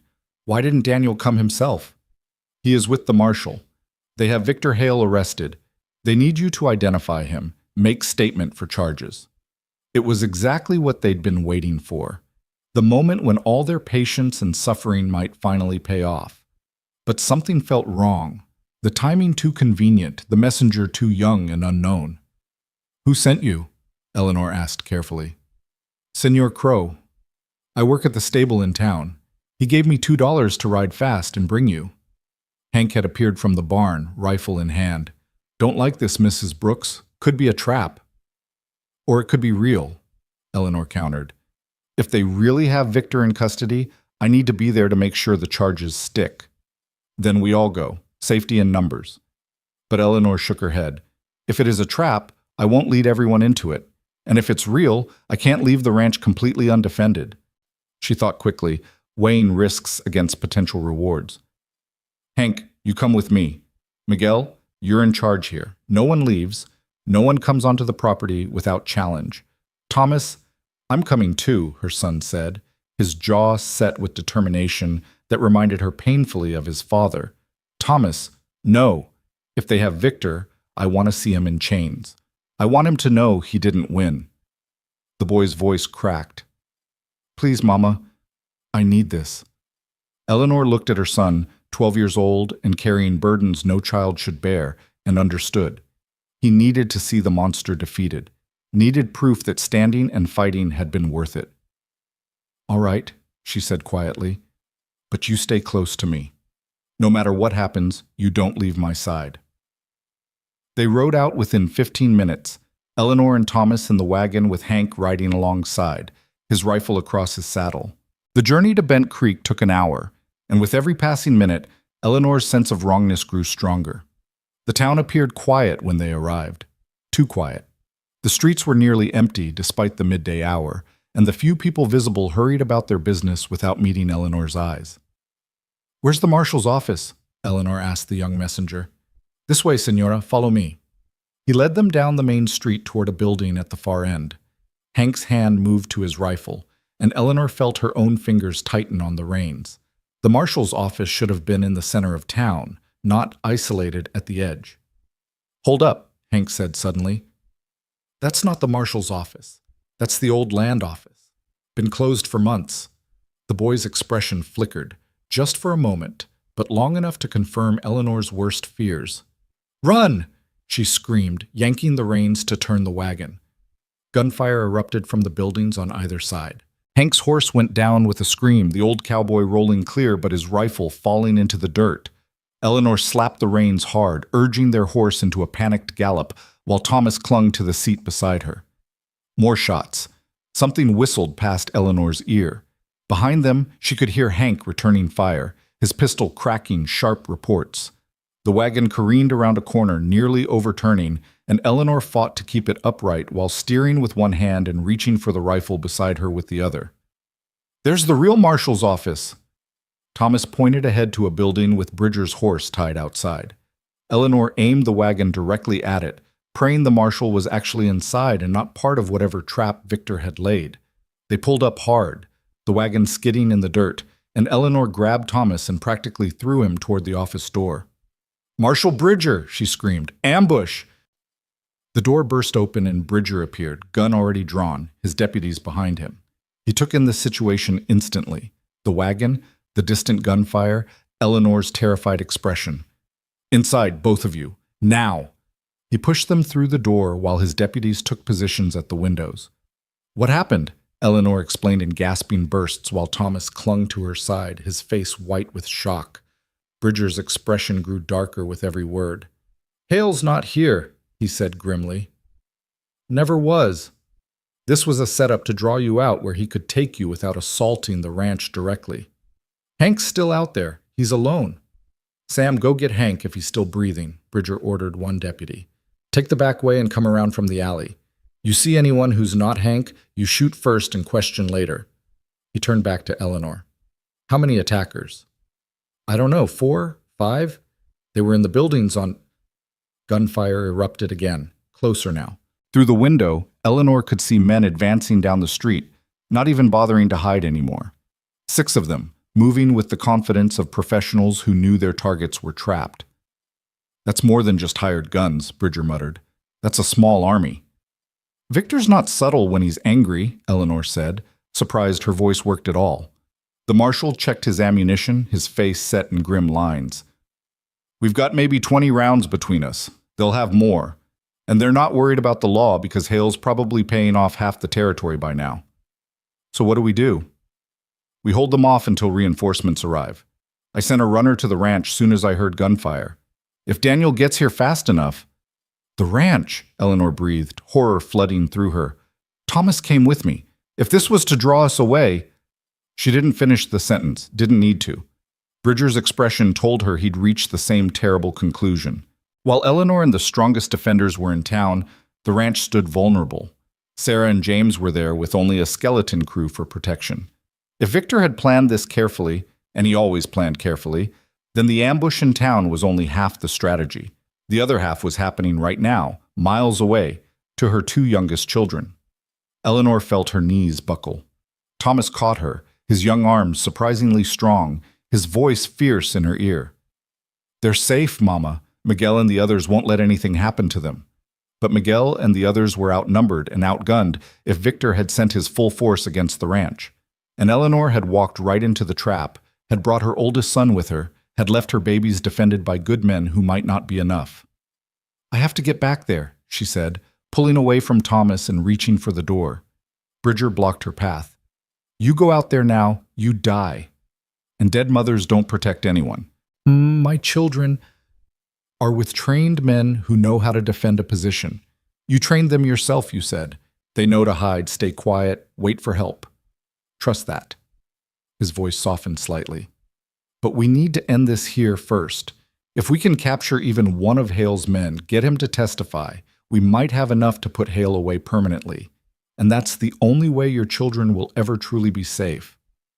Eleanor wanted to scream, to fight, to run through a hail of bullets if it meant reaching Sarah and James. But Bridger was right. The only way to end this was to destroy Victor completely, and that meant making smart choices instead of desperate ones. The gunfire outside intensified.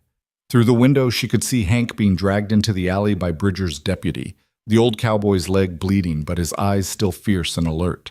At least he was alive.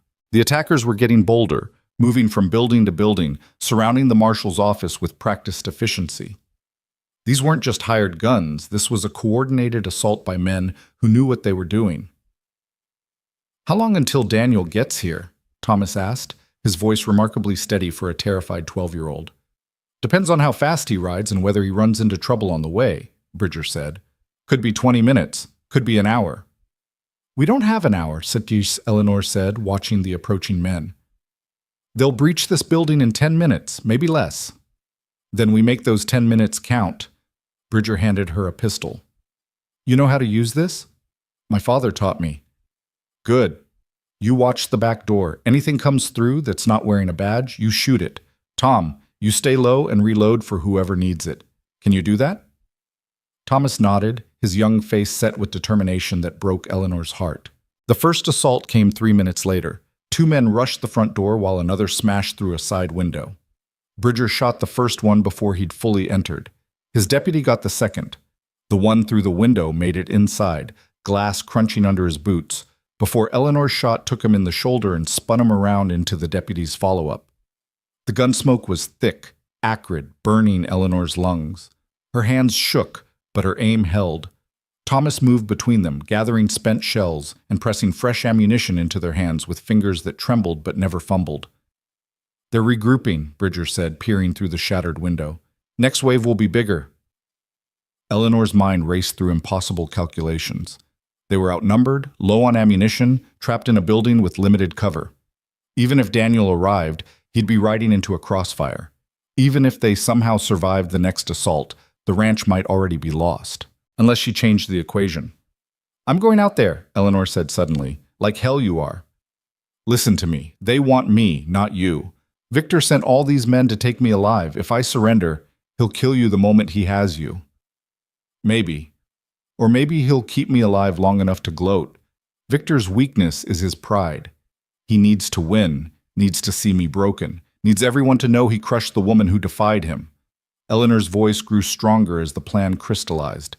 "If I go out there, draw them away from this building, you and your deputies can hit them from behind, and Daniel can reach the ranch without being ambushed on the road.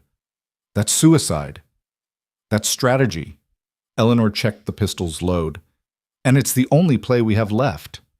Thomas grabbed her arm, his grip desperate. "Mama, no, you can't. I can, and I will. Because Sarah and James need their mother alive, and the only way I stay alive is if Victor Hale is either dead or in custody. This is how we make that happen." She cupped her son's face, memorizing the features that reminded her so much of his father. "You stay here with the marshal, stay safe, and if something happens to me, nothing's going to happen to you." Eleanor smiled, though it felt like her face might crack. "If something happens, you take care of your brother and sister. You're strong enough. I've watched you become strong enough." Before Bridger could stop her, before Thomas could protest further, before her own courage could fail, Eleanor Brooks opened the front door and stepped out into the street with her hands raised above her head. "Victor Hale!" she called out, her voice carrying through the smoke and chaos. "I know you're watching. I know what you want. So let's end this, you and me, face to face, like you've been promising for 4 months." For a long moment, nothing happened. Then a figure emerged from the building across the street, scarred face twisted into a smile of terrible satisfaction. "Well, Eleanor," Victor Hale said, his voice carrying that familiar mix of charm and cruelty, "I was hoping you'd see sense, though I expected you to last longer before you broke. I'm not broken. I'm making a trade, me for everyone else. Let the marshal and his men leave. Let my son leave. And I'll come with you quietly." Victor laughed, the sound sharp and ugly. "You're in no position to negotiate terms, darling, but I admire the attempt." He gestured, and 2 of his men moved forward, guns trained on Eleanor. "Take her, and kill anyone who follows." The men reached for her, rough hands grabbing her arms. Eleanor didn't resist, but her eyes stayed locked on Victor's scarred face. Somewhere behind her, she heard Thomas scream her name, heard Bridger cursing, heard the beginning of what sounded like horses approaching fast from the edge of town. But her attention stayed on Victor and the small Derringer pistol she'd palmed from her sleeve before raising her hands. She'd learned a lot in 4 months of running, learned how to hide, how to lie, how to survive against impossible odds. And she'd learned that sometimes the only way to kill a monster was to get close enough to look it in the eyes. Victor saw the gun the same moment Eleanor raised it. His expression shifted from triumph to shock to rage in the space of a heartbeat. Eleanor pulled the trigger. The shot took Victor high in the chest, punching him backward. His men froze in confusion, and that moment of hesitation was all Bridger needed. The marshal and his deputies burst from the office, guns blazing, catching the attackers in a crossfire they never expected. And from the other end of town came Daniel Crow, with every ranch hand he could gather, riding hard and shooting straight, surrounding Victor's remaining men with the fury of people defending their own. Eleanor stood in the middle of the chaos, the Derringer smoking in her hand, watching Victor Hale collapse into the dirt of a New Mexico street, his blood mixing with the dust he'd traveled so far to claim her on. It wasn't over yet. Men were still shooting, still fighting, still dying in the street around her. But Eleanor Brooks had finally stopped running. And in stopping, she'd found something she thought she'd lost forever, the strength to fight back. The gunfire stopped as suddenly as it had started, leaving behind only smoke and the groans of wounded men scattered across the street. Eleanor stood frozen, the Derringer still clutched in her hand, watching Victor Hale writhe in the dirt. Blood bloomed across his chest, dark and spreading, but he was still alive, still conscious, still looking at her with eyes that burned with hatred and disbelief. "You shot me," he gasped, the words bubbling with blood. "You actually shot me." "I did."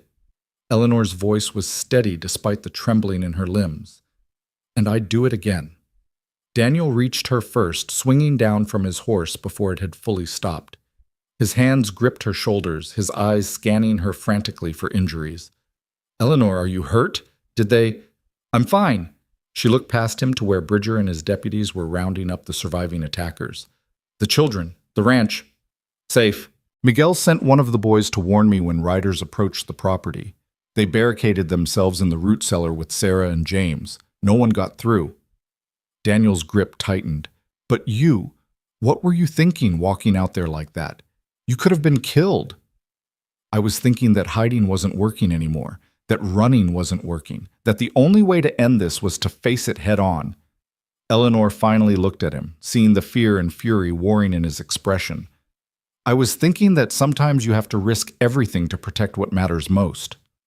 Before Daniel could respond, Bridger approached, his weathered face grim. "Mrs. Brooks, I need that weapon." Eleanor handed over the derringer without argument. "It's mine. My father gave it to me years ago. I've carried it hidden since Colorado." "I figured, though I'm going to pretend I didn't hear that, since by rights you should have declared any weapons you carried into town." Bridger's expression softened slightly. "But given that you just saved all our lives and potentially ended one of the territory's most persistent criminals, I'm inclined toward gratitude rather than enforcement." "Is he going to die?" Eleanor asked, looking back at Victor. A doctor had arrived and was working on him with the desperate efficiency of someone who knew the patient probably wouldn't survive but had to try anyway. "Hard to say. You hit him high and right, missed the heart but got the lung. He might make it if he's lucky and the doctor's skilled." Bridger studied her face. "How do you feel about that?" Eleanor considered the question carefully. "I wanted him stopped. If that means dead, then dead. If it means alive to stand trial and face justice for everything he's done, that's fine too. I just want him to never hurt anyone again." "Fair enough." The marshal turned to his deputies. "Get these men secured and counted. I want names, statements, everything we need to connect them directly to Hale. And somebody ride to Santa Fe. We need a prosecutor here by tomorrow." Thomas appeared at Eleanor's side, his face still pale, but his eyes fierce with pride and relief. "You were amazing, Mama." "I was terrified," Eleanor admitted, pulling her son close. "But sometimes you do the terrifying thing anyway because it's the only option left." "Did you plan it? The hidden gun?" "I hoped I wouldn't need it. But yes, I planned it. Victor's weakness was always his pride, his need to see me broken and humiliated before he finished me. I counted on him wanting to gloat long enough for me to get close." She smoothed Thomas's hair, the gesture automatic and grounding. "Never count on a monster's mercy, but you can usually count on their ego." Hank limped over, his leg bandaged, but his expression pleased. "Well, Mrs. Brooks, that was the damnedest thing I've seen in 63 years. Walked right into this devil's mouth and shot your way back out. I had good people watching my back." "That you did. And speaking of which," Hank nodded toward the edge of town where riders were approaching. "Looks like the rest of the ranch is arriving." Miguel led the group, his face tight with concern until he spotted Eleanor standing upright and unharmed. Behind him rode Billy and the other hands, and in a wagon at the rear, Eleanor could see Sarah and James peeking over the sides with wide, frightened eyes. She ran to them, Daniel and Thomas beside her, and pulled her two youngest into her arms with a fierceness that made them squeak in protest. "You're safe, you're both safe." "We hid like you taught us," Sarah whispered. "We were so quiet, Mama, even when we heard the bad men." "I knew you would be. You were so brave." Eleanor kissed both their heads, breathing in the familiar scent of her children and letting it ground her in the moment. Her family was whole, alive, together. Daniel's hand settled on her shoulder, solid and reassuring. Around them, the ranch hands were dismounting, checking on their injured, securing the perimeter with the practiced efficiency of men who'd learned to expect trouble. The town of Bent Creek was slowly emerging from hiding, curious faces peering from doorways and windows at the aftermath of violence in their streets. And in the center of it all lay Victor Hale, still breathing but broken, his reign of terror ended by the woman he'd tried to destroy. Victor survived. The bullet had collapsed his lung and shattered a rib, but the doctor's skill and Victor's own stubborn refusal to die kept him alive through the night and into the next week. By the time the territorial prosecutor arrived from Santa Fe, Victor was conscious enough to understand the charges being read against him: extortion, fraud, conspiracy, attempted murder, arson. And those were just the charges that could be proven immediately. As word spread that Victor Hale had finally been brought down, other victims began to emerge. Women who'd been too afraid to speak before found courage in Eleanor's example. Business owners he'd ruined came forward with evidence. Even some of the officials he'd bribed turned on him, seeking leniency in exchange for testimony. The case was ironclad. Victor Hale would spend whatever remained of his life in territorial prison, and if the federal prosecutors got involved, which seemed likely given the scope of his crimes, he might hang after all. Eleanor testified at the preliminary hearing, her voice steady as she recounted every detail of Victor's abuse, his threats, his systematic destruction of anyone who opposed him. Thomas sat beside her, and when the prosecutor asked if she'd been afraid when she shot Victor, Eleanor looked directly at the man who'd terrorized her for so long. "No," she said clearly. "I wasn't afraid anymore. I was done letting him make me afraid." Victor's lawyer tried to paint her as a vengeful woman who'd attacked an innocent businessman, but the parade of witnesses who followed destroyed that narrative. By the third day of testimony, even the lawyer looked convinced of his client's guilt. The judge, a steel-haired woman named Margaret Carson, who'd presided over territorial cases for 20 years, set bail at an amount Victor couldn't possibly make while hospitalized and under guard. He would await trial in custody, and given the evidence, the trial was expected to be brief and conclusive. It was over. Really, truly over. Eleanor stood on the courthouse steps afterward, surrounded by her children and the men who'd risked everything to protect them, and felt something she hadn't experienced in 4 months. Peace. "What happens now?" Thomas asked as they prepared to ride back to the ranch. Eleanor looked at Daniel, who'd stood beside her through every moment of the hearing, solid and unwavering. "Now we go home." The word felt strange on her tongue. Home. Not a temporary shelter or a place to hide, but an actual home. The Crow Ranch had become that without her quite realizing when it happened. Somewhere between learning to trust Daniel's protection and watching her children bloom under the care of good men who treated them with dignity. "Home sounds good," Daniel said quietly, and the way he looked at her suggested he meant more than just the physical place. The ride back to the ranch was different from every journey Eleanor had made in the past 4 months. There was no looking over her shoulder, no calculating escape routes, no tense readiness for the next disaster. Just the steady rhythm of horses' hooves, the warm New Mexico sun, and the sound of her children talking and laughing without fear. When they crested the ridge and saw the ranch spread out below, the repaired hay shed, the barn standing strong, smoke rising from the kitchen chimney, Eleanor felt something break open in her chest.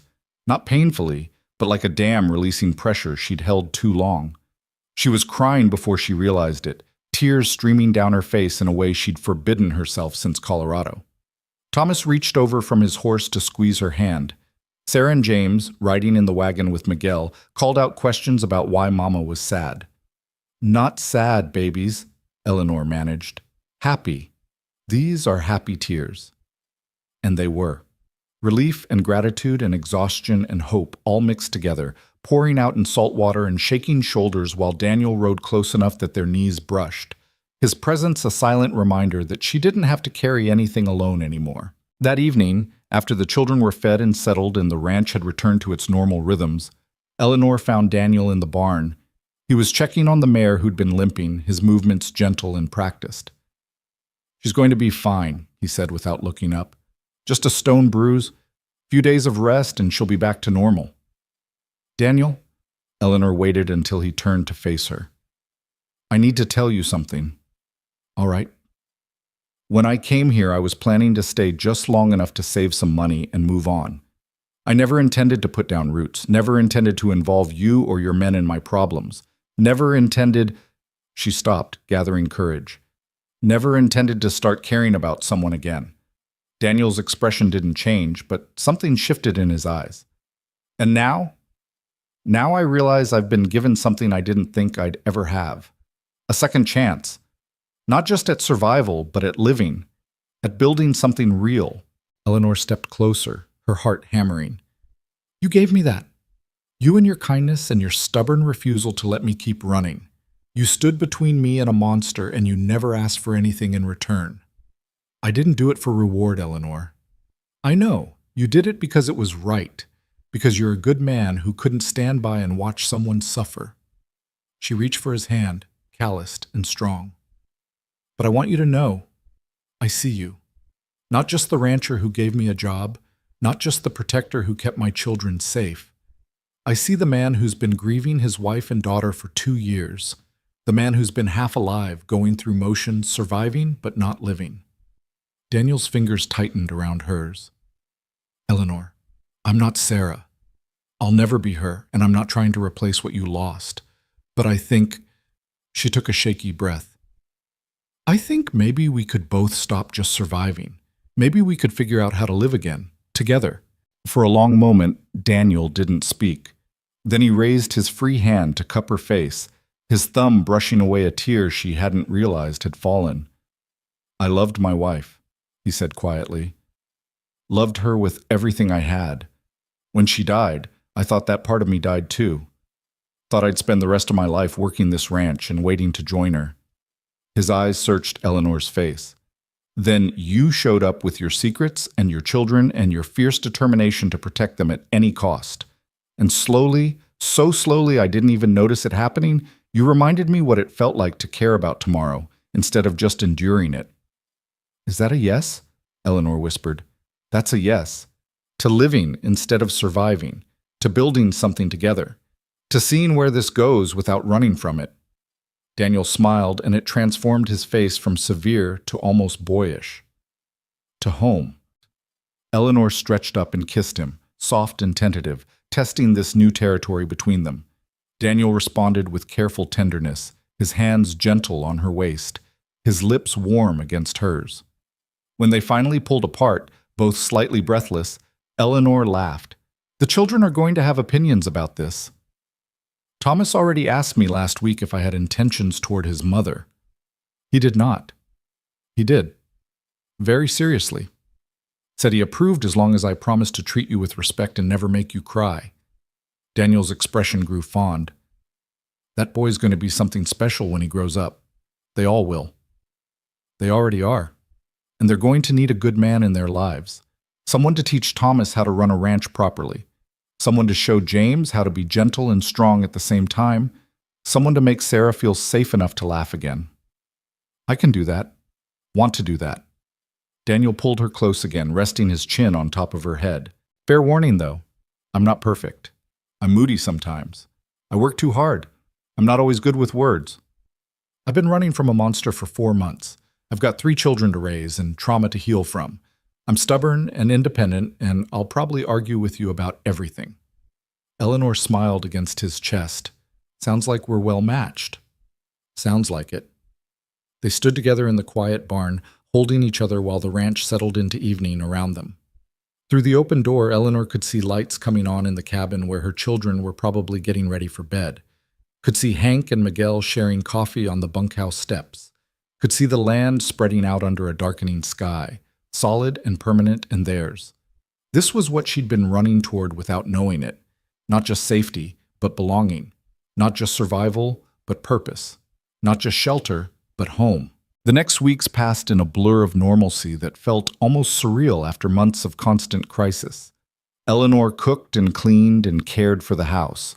Thomas worked alongside the ranch hands, learning everything Daniel could teach him.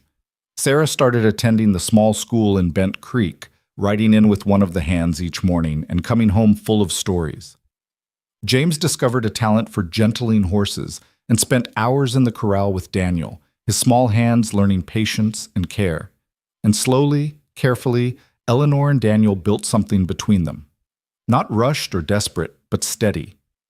Conversations over morning coffee, shared glances across the dinner table, moments in the evening when they'd sit on the porch and watch the sunset while the children played in the yard.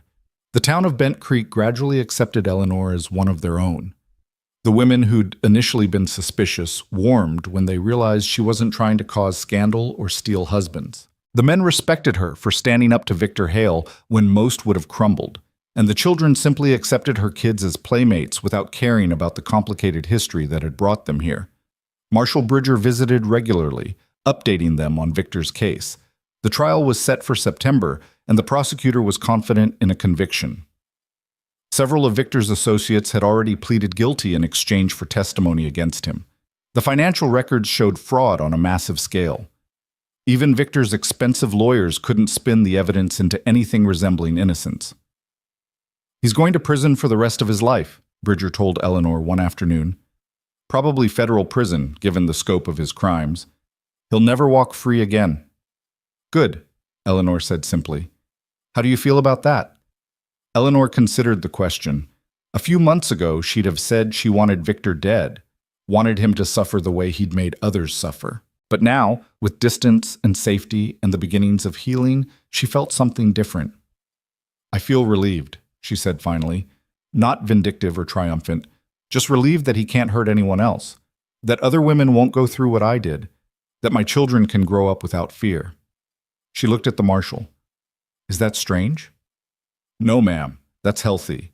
Revenge is a poison. You're choosing something better." Bridger stood to leave, settling his hat.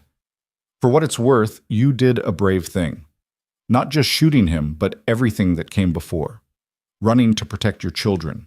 Refusing to give up or give in. Finding the strength to stand still and fight. That took real courage." After he left, Eleanor sat on the porch and thought about courage. About all the small acts of bravery that had brought her to this moment. Leaving Colorado with nothing but 3 children and desperate hope.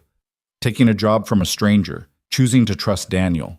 Standing in a dusty street with a hidden gun and a heart full of terror, betting everything on one desperate play. She'd been so afraid. Still was sometimes when nightmares woke her in the dark hours. But fear hadn't stopped her, hadn't broken her, hadn't won.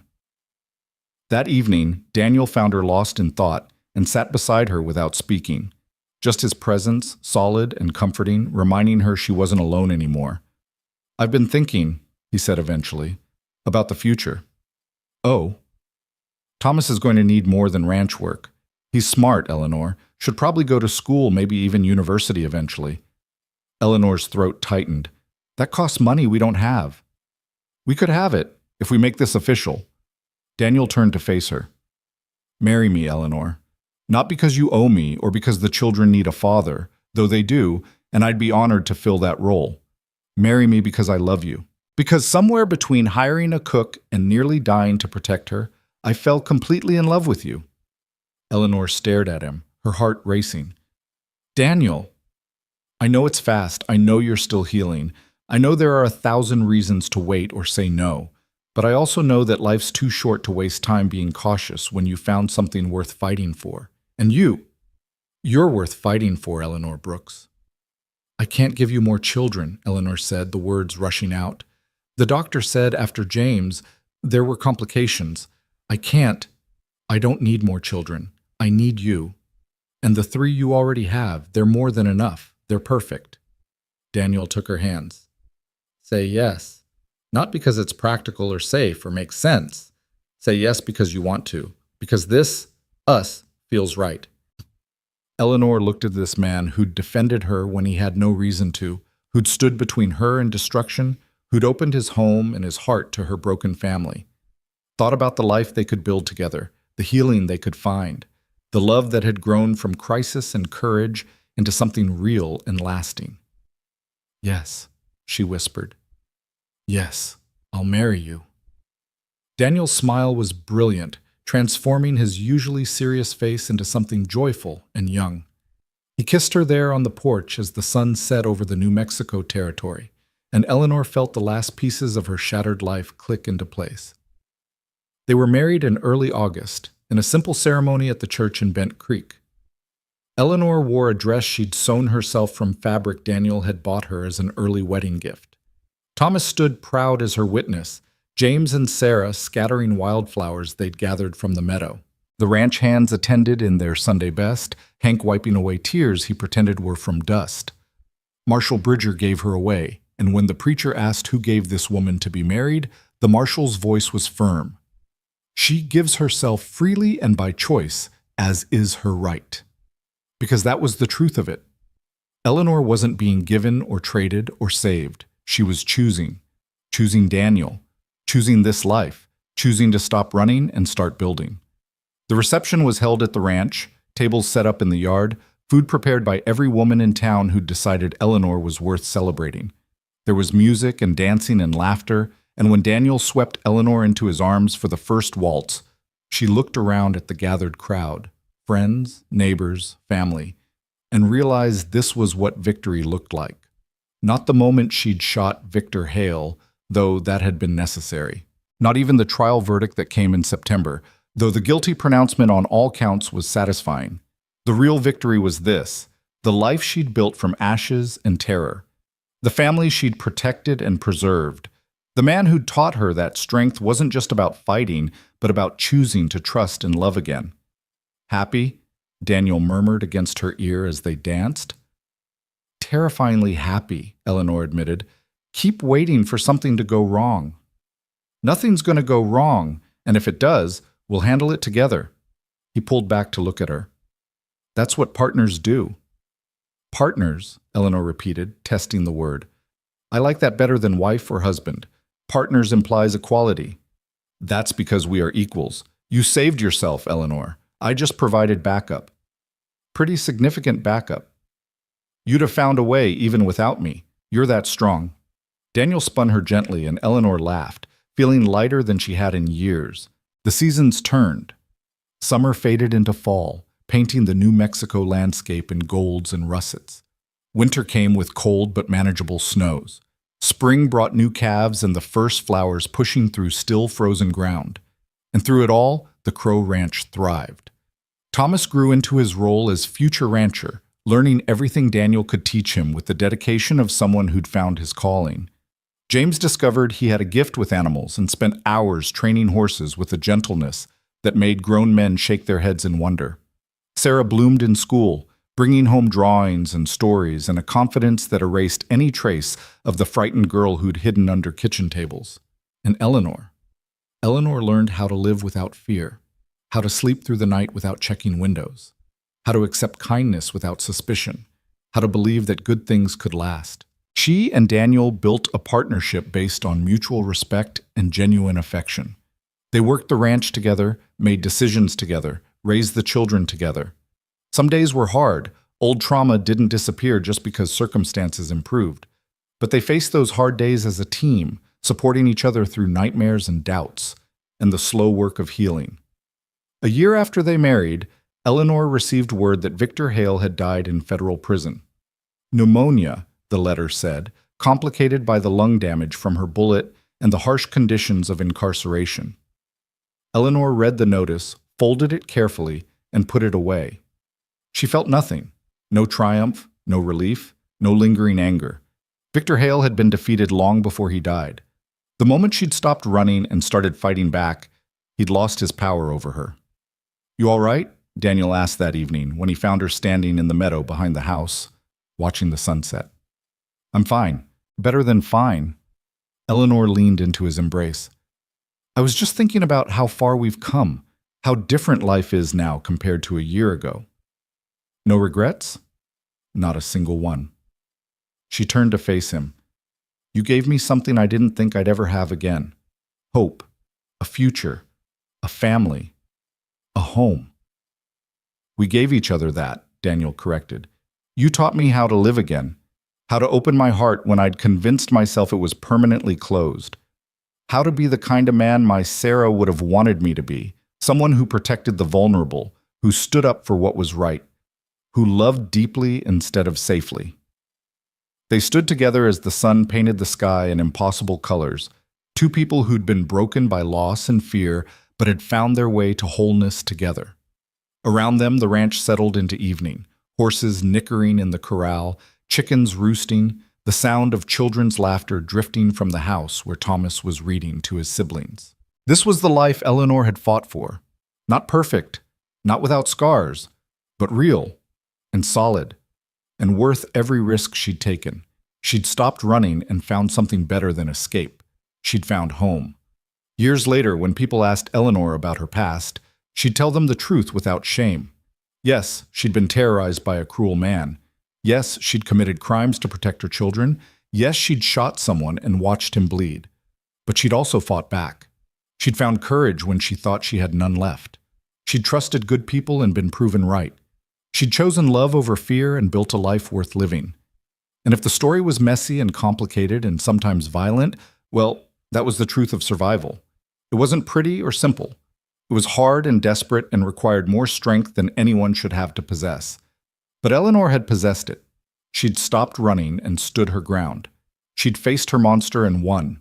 And in winning, she'd claimed not just victory, but the freedom to finally, truly live.